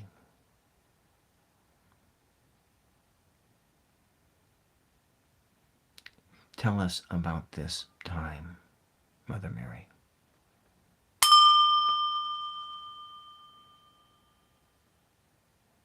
Tell us about December.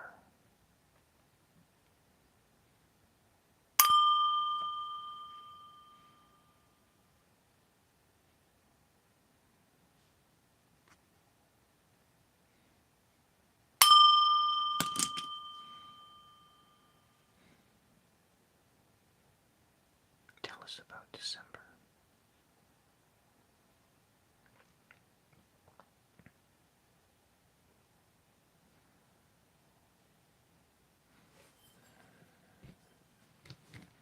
Let's start with the page number.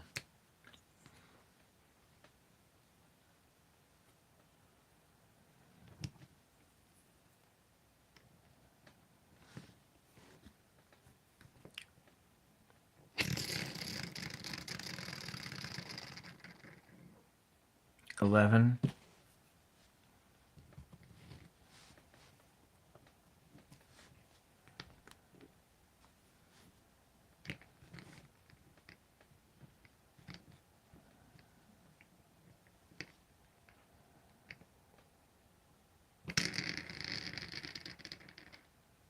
One.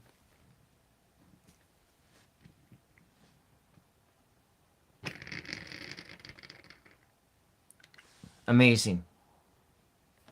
Look, I came up with 1111. So we're coming up with this number 1111. 4. 1111. A new reality is going to open up for you. Of course. It's so you're looking at a new foundational issue.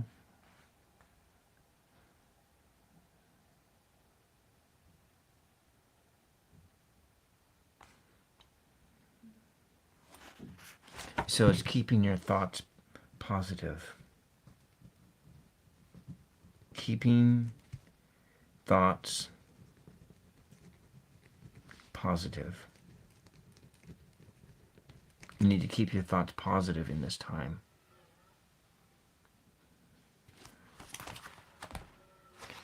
Think about that number 1111, and what that means to you. So you are going to be blessed. This is saying that you know you're going to be blessed with a new baby. You know that. This blessing is building up inside of you. It is a foundational issue that defines you.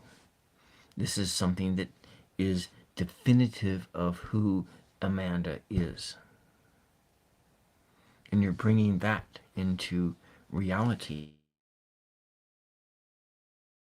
What page 1111 has to say. This is all about December, projecting forward into tomorrow. But starts with the energy of today. I will have to say, Amanda, this is the first time that I have, with the tops, drew the number 1111.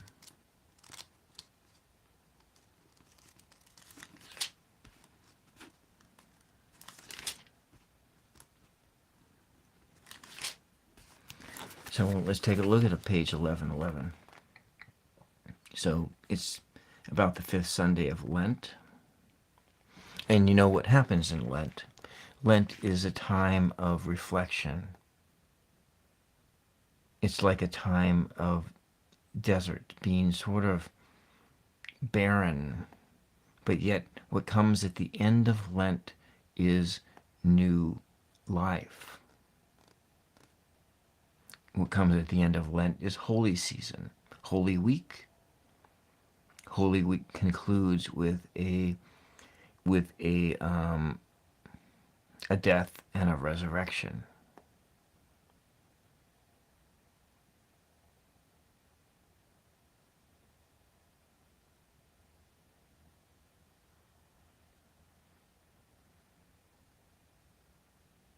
Change our selflessness into self-giving.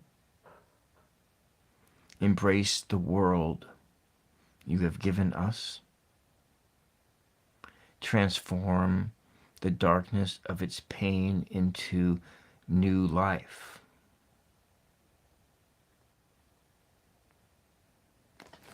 So that might be something there. We are looking at page 1111. and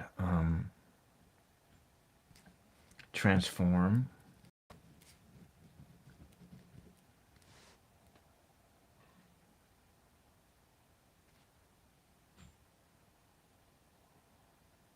No, it's selfishness into self-giving.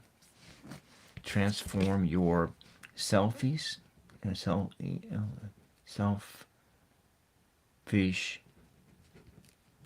your selfish desires into self-giving, actions. So we're thinking of verbs. We're thinking of verbs here. Your December is all about actions, about verbs versus, so it's nouns moving into verbs. So nouns moving into verbs.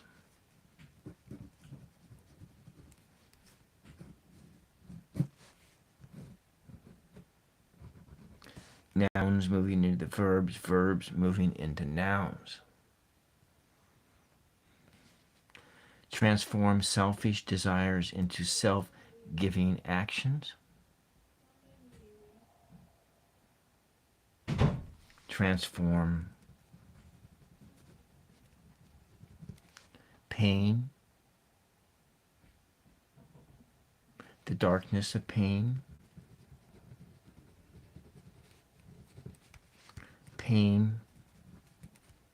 into new life. So that's what we get from here. I hope that this means something to you. What does it say here? In the exiles in Babylon were depressed as only displaced persons with no hope of ever returning home could be. They dreamed about the past, the good old days of the exodus from bondage in Egypt, for in their eyes God was really with his people at that time. The prophet warns against this kind of useless daydreaming. Remember not the events of the past, the things of long ago, consider them not.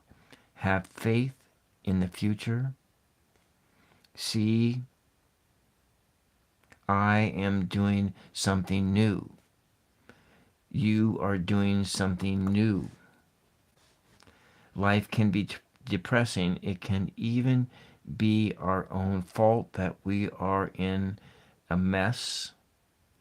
Are we then to take refuge in the remedies for depression recommended by TV commercials, or turn to the escapism of alcohol and dope? Try to heed this biblical message, and if your faith is weak, ask God to strengthen it. Those that sow in tears shall reap in rejoicing. So that's that. I hope that this is a good message here. Okay. We can also look, let's just look for, I haven't used this deck. I feel like I need to go here. And maybe we don't need any tarot energies at all here for December. I'm going to just shuffle a few times. Riffle shuffle 3-4 times, and then, you know what? You were going to tell me, Mama Sushi, when to stop, because we are still thinking about what does December have in mind for you? What does Mother Mary tell us about December for Amanda? Christmas and the coming of her new baby.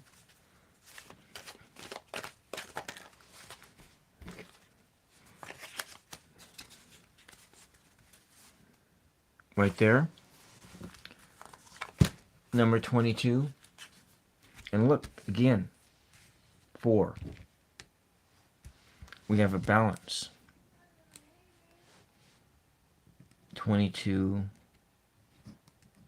4. So look, it's that number 4 again. But we're looking at the 2 and the balancing of the 2, the magnification of the dualities.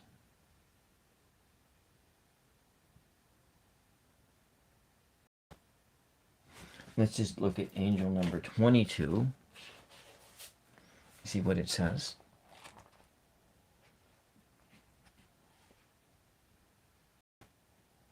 So, according to this one, you can look this number up yourself. But according to this one, I'm just going off of one book here. This is I'm just using this as my guidebook, Numerology and Angel Numbers. And so for angel numbers, your angels are asking you to put your trust in them and remain patient while your destiny unfolds and your manifestations are realized. So in December, everything will be realized and come into being. Two, the magnification of 2. Of your intuition, of balancing your intuition, balancing the yin and yang of your life. The female, the magnification of you, Amanda. That feminine spirit within you. And so then we come into the first word that comes to mind is pupil, student. You are in a place of learning, of great learning.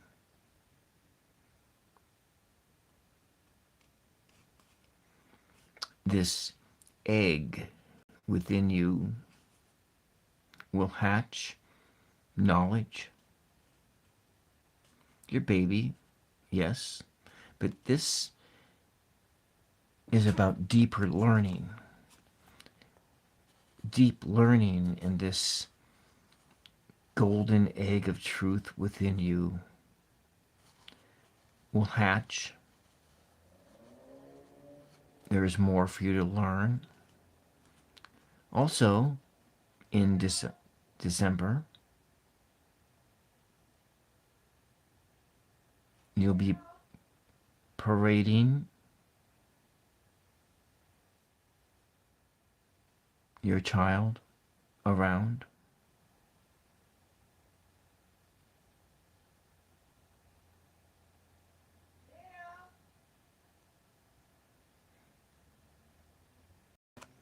And I'm being paged. So the words are egg,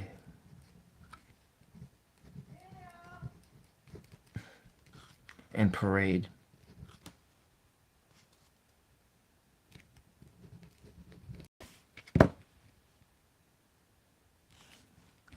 It says hardwood.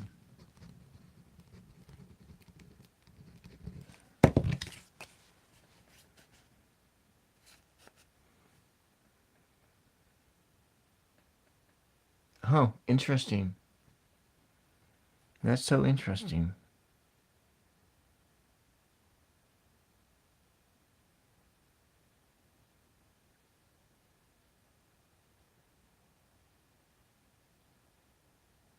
And we look at shale like rock.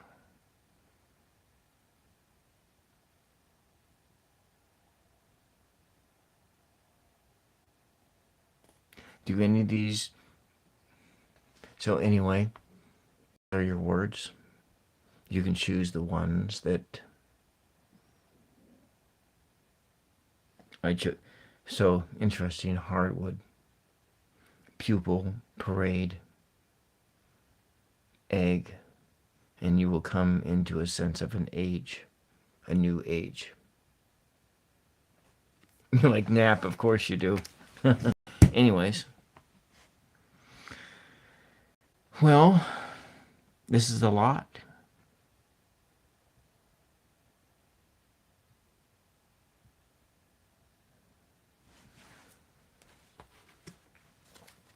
Here, we'll just take one of these.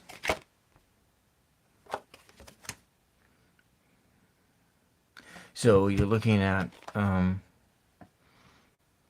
also, might be a thing to be on the on the on the lookout for of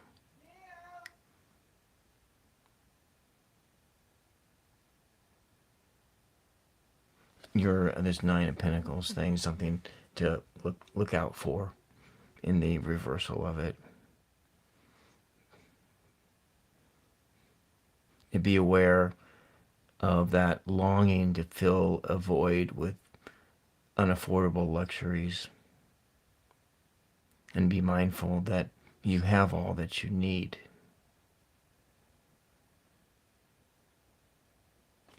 All right. Okay. I do need to go because I'm being paged. I will just take a break here and I'll be right back. Well, there's gonna be, call it, short break.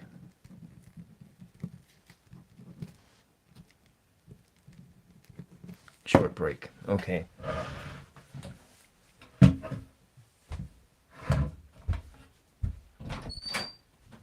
Yes, Mom? Okay, I know. I heard you calling. I need your water. Did you take your medicine? Oh, you did because you need water. Let me get you your.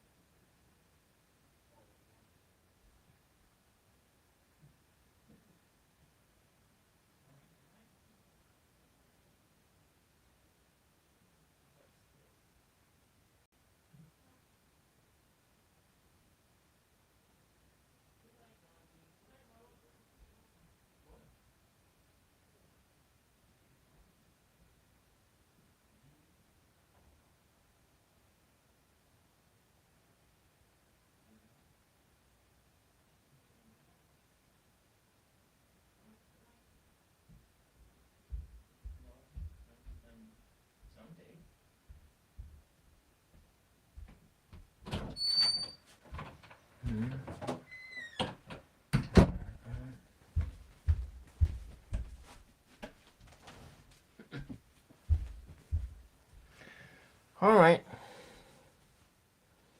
I came back.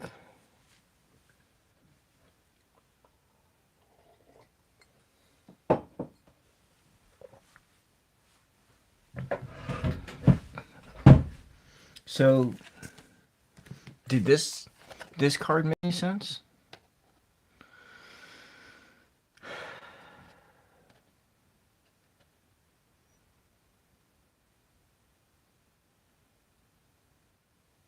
Yeah, it makes sense to me too. Let's see what else it has to say. We'll just pull a card out from the middle someplace. And mental strength, courage, clarity. Yeah, I know. Me too. Me too.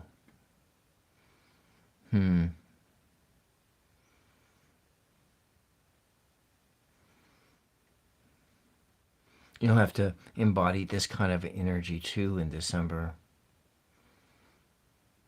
of the Ace of Swords.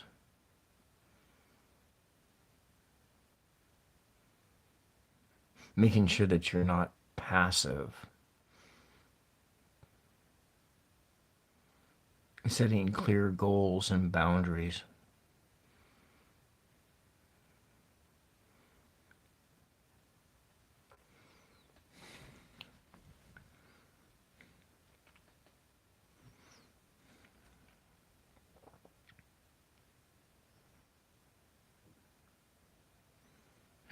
The 6 yards.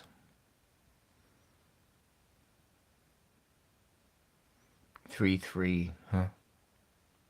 Interesting. Okay.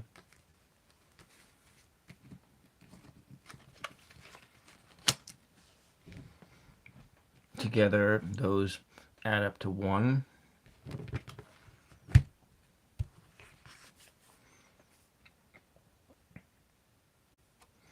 So your ships are going out to sea, and they'll be, you're making some progress.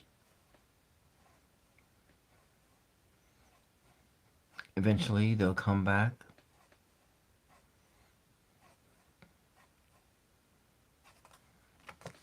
Into an expanded reality.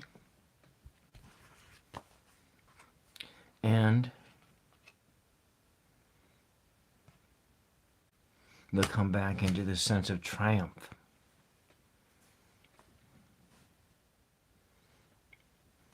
Come back as the conquering hero.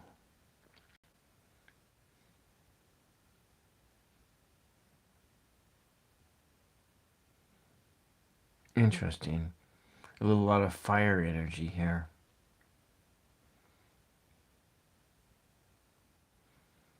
So together, these two, you have this completion of this fire energy.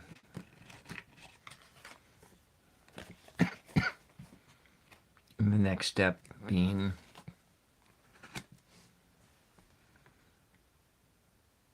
a whole brand new beginning.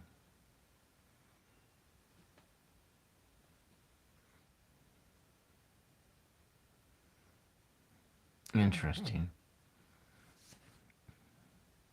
This has been so fascinating, Amanda, this whole reading day today. It's a little slow start, but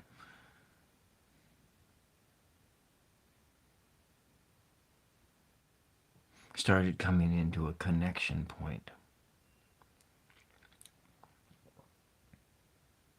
Feeling connected to the moment. Kind of in that, like a flow state.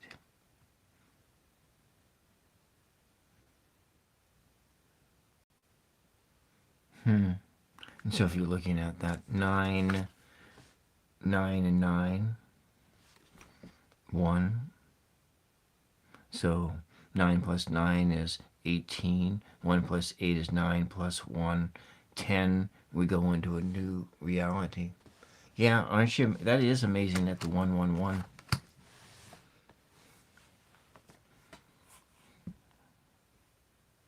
Yeah, I never spun a 111 on this thing before.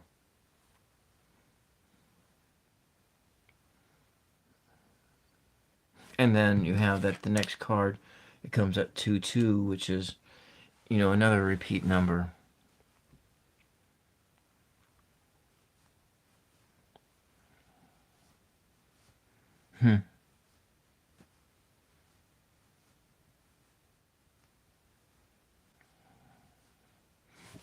Let's see what the bottom card is. Well, bottom card, King of Pentacles. So again, you have you want to spend money that you don't have. There are the sense of being driven. But then again, this is everybody, isn't it? You're welcome. You're welcome.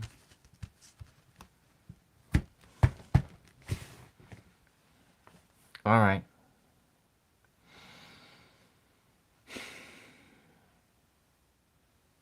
Is there anybody else who'd like to have some reading? Maybe we just hang out here.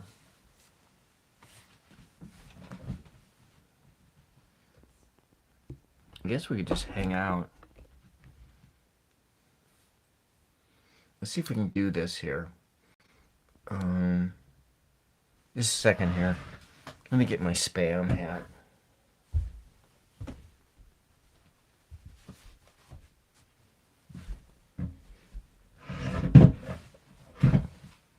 All right. I'm gonna flip this thing.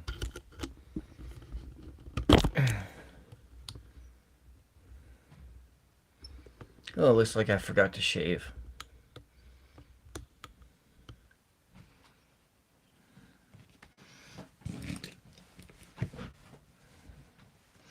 Too bad there wasn't an easy way to flip this thing. Anyways, I've got my cards, got my background. Anyways, yeah. This deck is what I made it. It's over 2 years old. I made this. What did I make this? 2 years ago? Yeah. So I started 999 show in September 9th, 2022, right?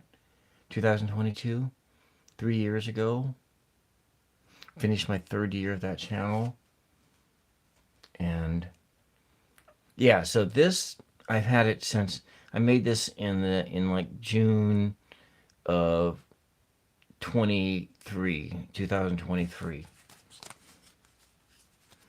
And it's pretty durable. I'm sure that I'll get a couple more. Once it's all gone, there won't be another one like it, because I do have more of these cards. I can make more of these, but I'm not like buying any more of those scratch tickets anymore. I mean, I don't have the cash for it.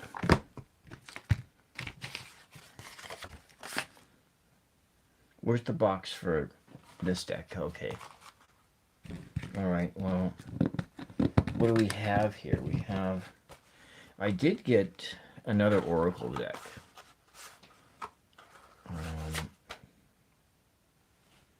Recently. Anyways, I'm not going to show it off here. But then we got, maybe I could do a little more real life tarot. Okay. I can show you the new one. I'm kind of going through it really slow. It's Mary Magdalene. A Mary Magdalene Oracle deck. To me, it doesn't feel at all like it's a divinatory thing. It's more like an altar piece. So to me, it's like each week I'm going through. I did shuffle it. I should have put it back in order. but I probably shouldn't have shuffled it. I'm going through the cards one at a time, but we can go look at it.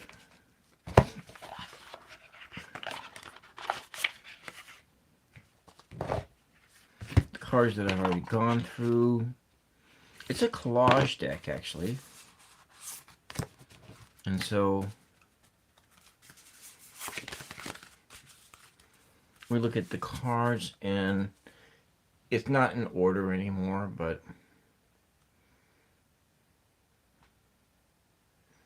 and so those are the card ones.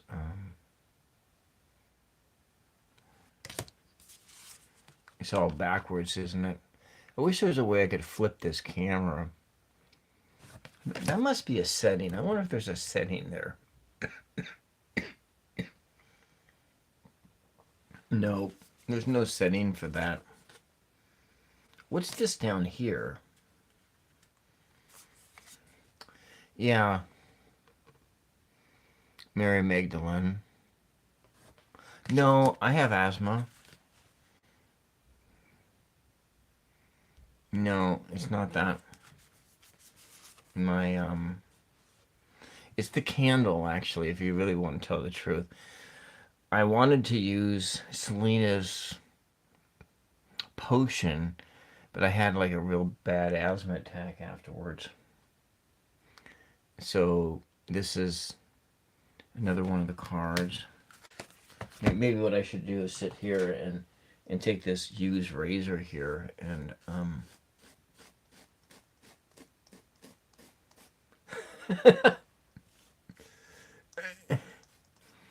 Is it bothers me that I didn't shave?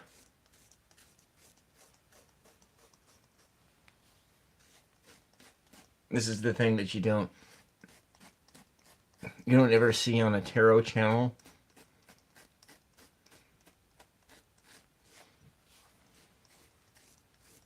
Some old guy running a razor over his face.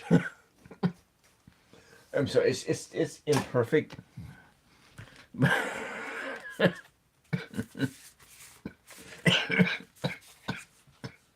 All right, and here's the next card here. So it's got the guidebook with it. It's really this is a deck that's more of an individual thing. That it might as well have just have been a book to talking about Mary Magdalene. I don't know that. Maybe I'll try and use it in a divinatory sense, but it's kind of nice just to have a deck that's not divinatory. That's you're just using it as a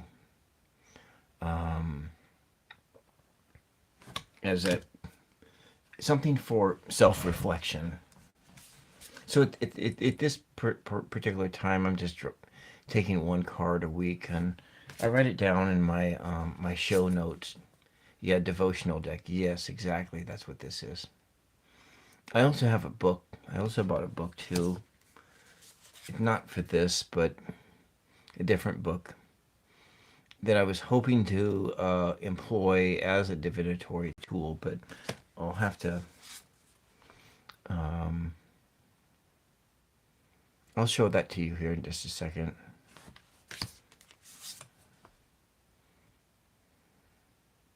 It's got some nice images, though.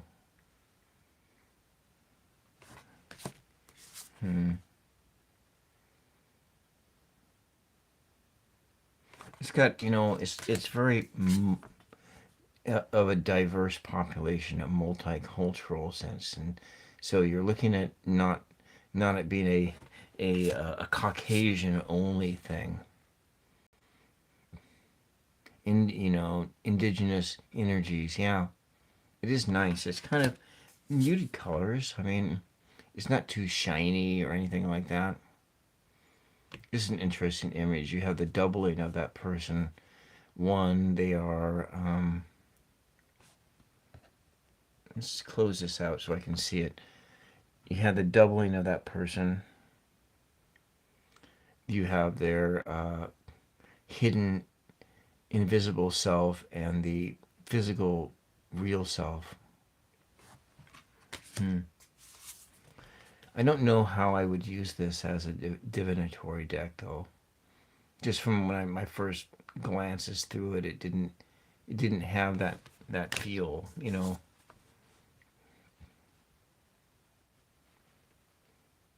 But I suspect, you know, I suspect that you probably could do. I mean, it depends on how you connect to it. I think it's that once you kind of connect to the idea of Mary Magdalene, then these concepts will be able to reflect through to others. And I think that's how I would look at it, since Mary Magdalene is not necessarily a figure that I have any affinity towards, not the same way that I do with, like, Mother Mary. But I guess it was.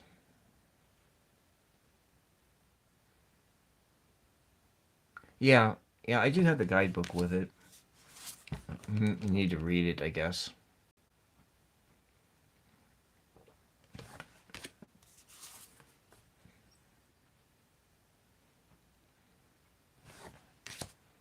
Hmm.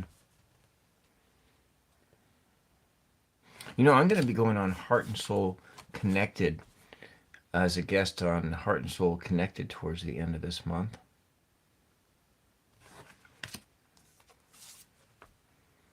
I'll show you that other book that I picked up.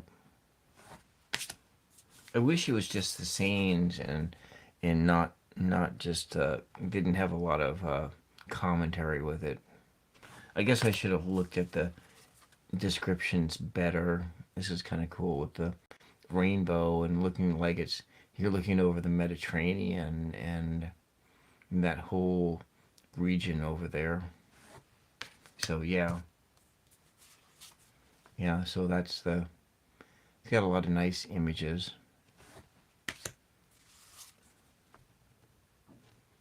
Yeah, the egg, and see, here you go, Amanda. That word, the egg, has shown up again. Let's take a look at what the egg says.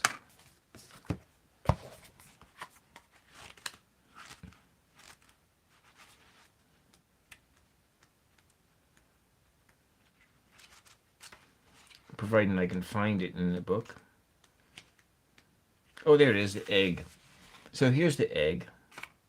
I'll just hold that up and I'll read it here for you. The egg. According to the Gospel of Thomas, if you bring forth what is within you will save you. The Gospel of Thomas was excluded from the formation of the Bible in the 4th century along with the Gospel of Mary Magdalene. The emphasis in the Gospel of Thomas is similar to the spiritual path relieved in Mary's Gospel of uniting the self and the soul, of becoming fully human. So it goes on from there.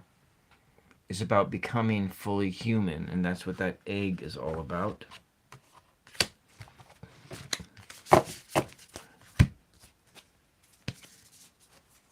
Then we kind of continue on. The dove. She almost looks like she's holding a cigarette up in that hand. Looks like she should have a cigarette on a cigarette holder. And it's kind of like that's what I get from looking at that picture. Did you see that too, or is that just me? Just seeing that.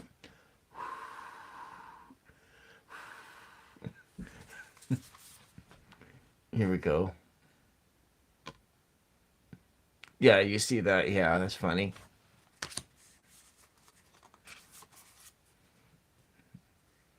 We got the rose.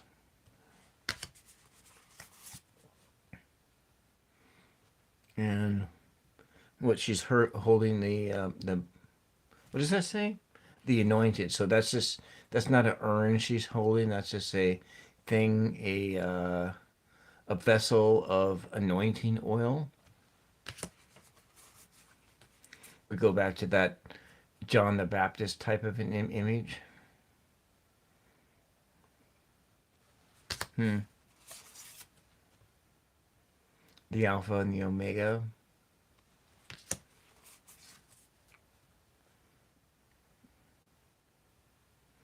Hmm.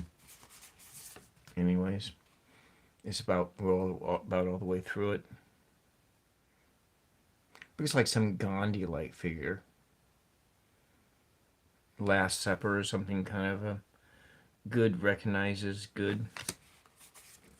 And the fourth power.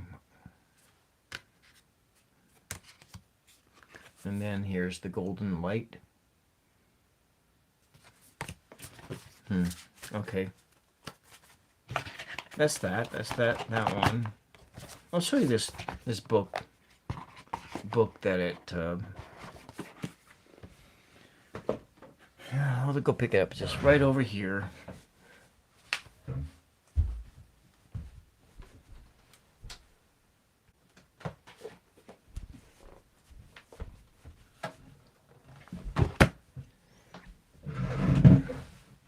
This is the Lost Gospel Q. It's essentially there's the theory that there was the source. They went through the four essentially the four gospels, and they went into and they looked at all of the sayings that were the same, and so they kind of, it's sort of like a redaction of taking a look at the gospels that were canonical and trying to figure out, was there a source? Were they all copying off the same source? And so this is sort of essentially a theoretical thing, because that gospel doesn't exist. I mean, the closest gospel to that is the Gospel of Thomas. Well, hello, Nero, welcome. Yeah, so the closest thing that we have to this is, for a source book, is the Gospel of Thomas. You know, and it's different, but there are a lot of sayings in there, and because they believe, I mean, as far as things being dug up, that the Gospel of Thomas was the at one time, I don't know, maybe the knowledge is different. They have got some other fragments that they've welcome, and the fragments. So there is no source. So they're trying to figure out what was the source. Which one were they all copying from? And so this is just a theoretical reconstruction on what could possibly be that. I suppose if one of the things I wanted to get, I haven't, is this is the Thomas Jefferson Bible.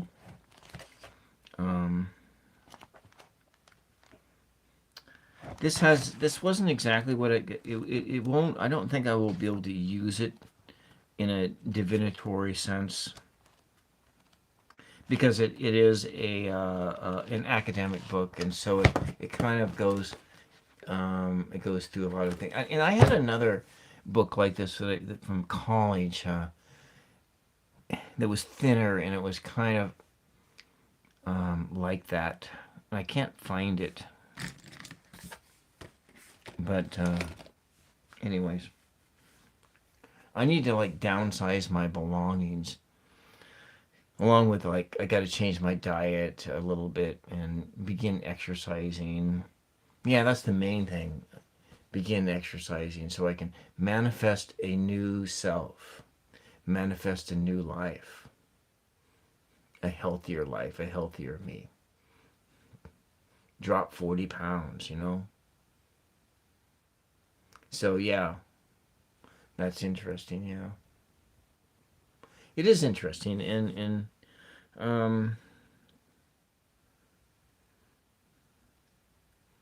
if I could find a copy of the Jefferson Bible, what I like about the concept of the Jefferson Bible is that this Thomas Jefferson, he went through.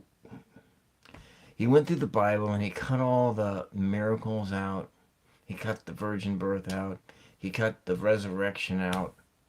He cut all that stuff out. He cut everything out of the Bible it was unexplainable in all the supernatural stuff, everything in there. He cut all that crap out and just went with the teachings of Jesus. And so you because if you did base a spiritual path solely on that, I don't think you would have all the dogma that exists and much of the negativity that exists in our world today, because of how many people within Christianity use the Old Testament, and they cherry pick all of that stuff to get so they can get whatever it is they're looking for.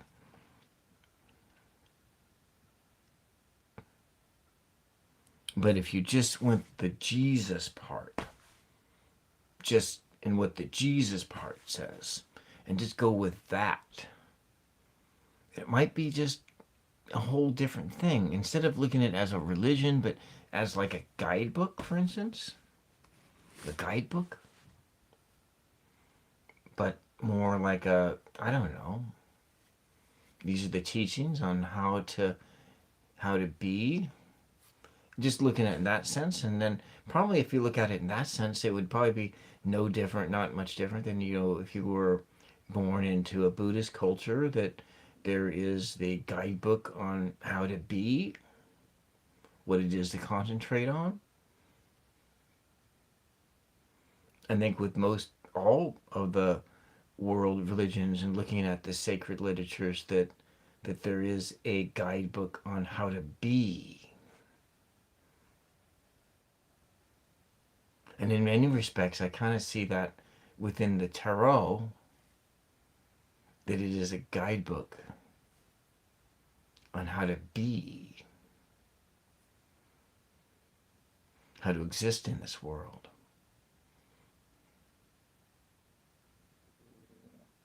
With your higher intentions and so forth. Well, let's just read, if you've read the Bible. I mean, this has got a lot of text to it. It doesn't have, it's not, unless I come across, I would like to come across a bound book of it that was just the stains. So you like the Lost Sisterhood. It talks about his mom and how he said he wasn't special, that anyone could do. Yes, kind of like that. And it's also, there was another book that was kind of like that. It was called Illusions. And that was, I read that, when I was like just graduated from high school. And that was around the same time that I ran across the book, The Course of Miracles. I think that was like just out of high school. And I read The Course of Miracles for the first time. But before I graduated from high school, I read Shirley MacLaine's Out on a Limb. I believe that's when I read it. Or it was, I know that I was a teenager when I read Shirley MacLaine's Out on a Limb. And that was like this revolutionary, eye-opening experience, and coming into this new reality for me. All the things that, these pieces of knowledge that probably if I were to talk to an evangelical or whatever, there's a lot of stuff I wouldn't tell them, simply because they already had, even back then, they'd already judged me poorly because I grew up in the Lutheran Church, and or I became a Catholic, or they were, like, oh, well, why don't you come to my church? You can come to the Assemblies of God, or become a Pentecostal. I said, no, I'm sorry. That stuff don't make no sense to me. And then when it's like, oh, you're going to become a Catholic, it's like, oh, you go from one damned state to another damned state. You're just damned, Bill. There's no redeeming you, Lost Sisterhood, yeah. Mm. There was another book that I read a long time ago, and I don't even know what the name of it was. But it was about, yeah, it was about Jesus having married Mary Magdalene. I think that was what it was about. And yeah, Out on a Limb with Shirley MacLaine. Well, old book. It was kind of she was an actress and talking about, I think was venturing to the Andes and maybe even going to Tibet and doing that whole thing that a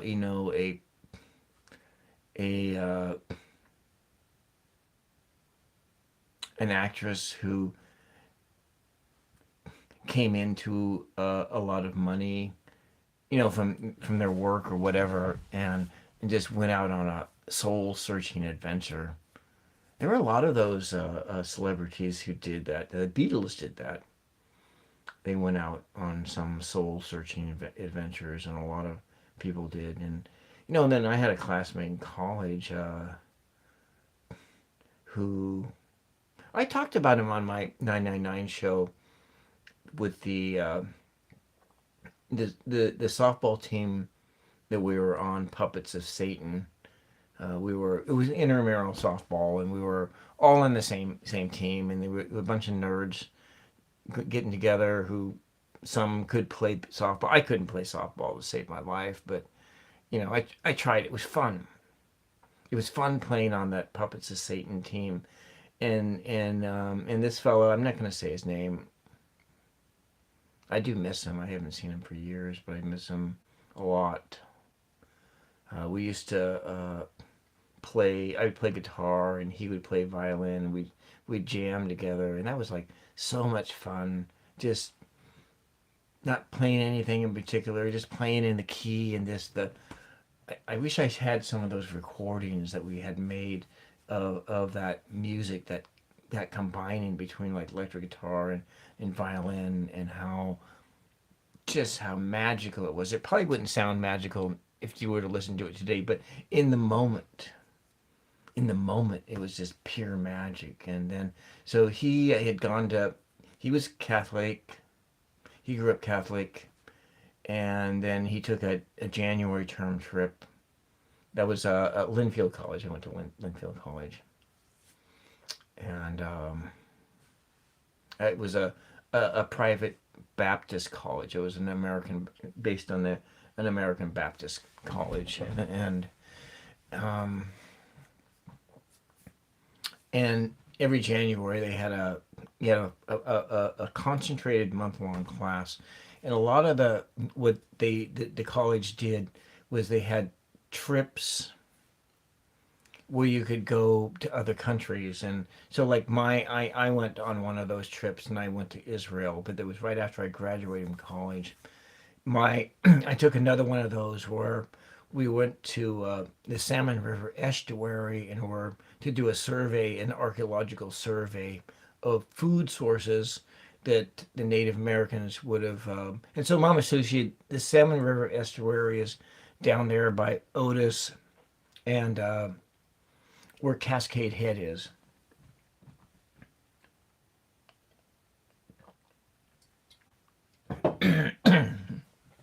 Yeah, you like Otis, yeah. Did you ever go to that Otis Cafe before it burned down? Because I mean, they had like the greatest pancakes and so forth. I used to like. But anyway, I get back. I used to.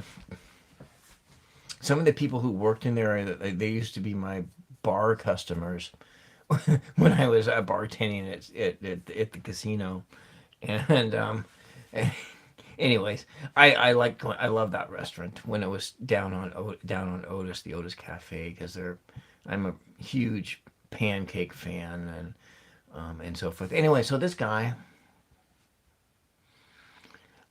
he goes to India, has a massive religious experience, and then he comes back just different. And India resonated with him. Everything about the Hindu religion, or things about it. I don't know if he chose a particular path. I don't remember that, but he wore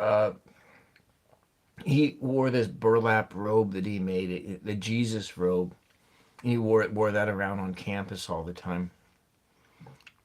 And then he sets a teepee up in like this part of campus, which he refused to vacate, and the police had to pull him out of there because he refused to vacate. And he was like living in a teepee on campus. He was a character. He graduated with a degree in physics, and but so we was playing on the softball team, Puppets to Satan, and there was this one game that I'll just never forget, and we lost every game. We lost every game, except for one. Except for one game, and Jesus robe guy, he goes up to bat, and he takes that robe off, and he's just standing there at the plate with his bat up in his tidy whitey underwear, and the guy pitching is a baseball pitcher because they were this one fraternity, I think the Pi Kappa Alpha, the Pi Caps, and Pi Kappa Alpha, I think that's what they were. And the member of the Pi Kappa Alpha was they were on Linfield's baseball team, and so these were top-notch players, and maybe they're not top-notch as softball because softball's a different animal altogether, but yet they could pitch, they could do all of that stuff, and they were pretty much undefeated. And so he gets up to bat, and he's holding that bat up, but then he takes that robe off, and he's there, he wants to run, and then he's in his underwear, and then everybody starts laughing. And the guy tries to throw a pitch, but he's laughing too hard. And Nick hits that ball, smack, and knocks it out of the park. They were like, all the bases were loaded. He scored a home run. 4 points. And then he was just in his underwear the whole rest of the time, and everyone was laughing. It was such a great time. We won. I think they probably just let us win because they just couldn't stop laughing. We all couldn't stop laughing. It was just this joyous time, this joyous moment. That was something I remember. I'll remember that for the rest of my life. And I'll tell you something. Excuse me.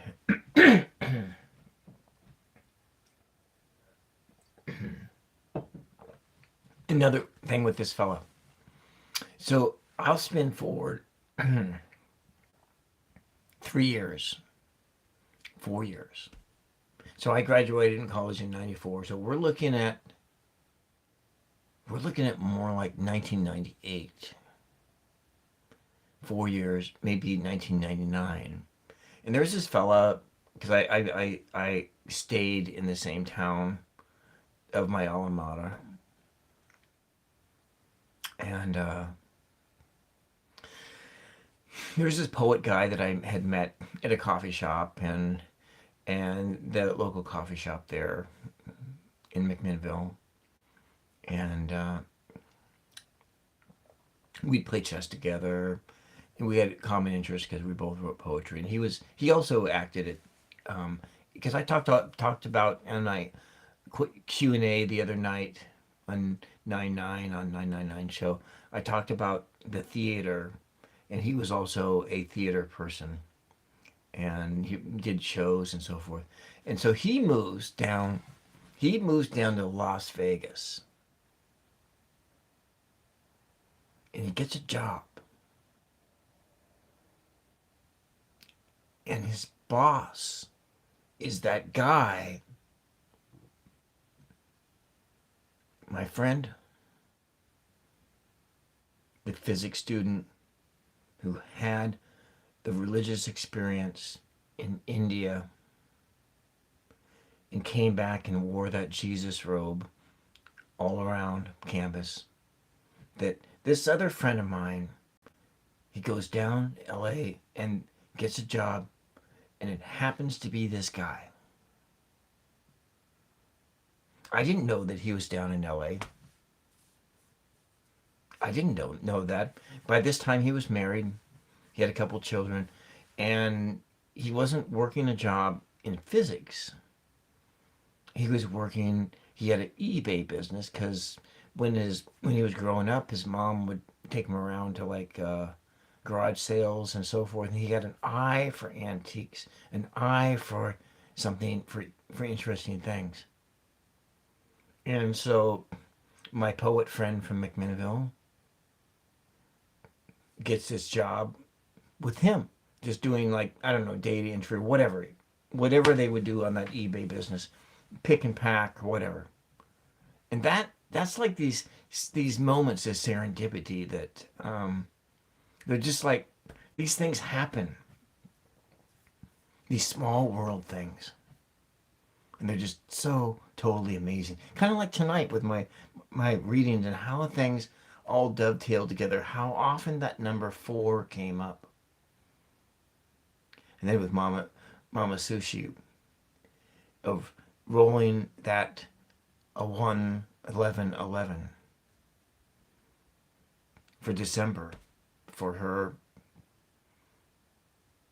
Christmas and the coming of her new baby. These kind of serendipitous. Well, happy birthday, Himera.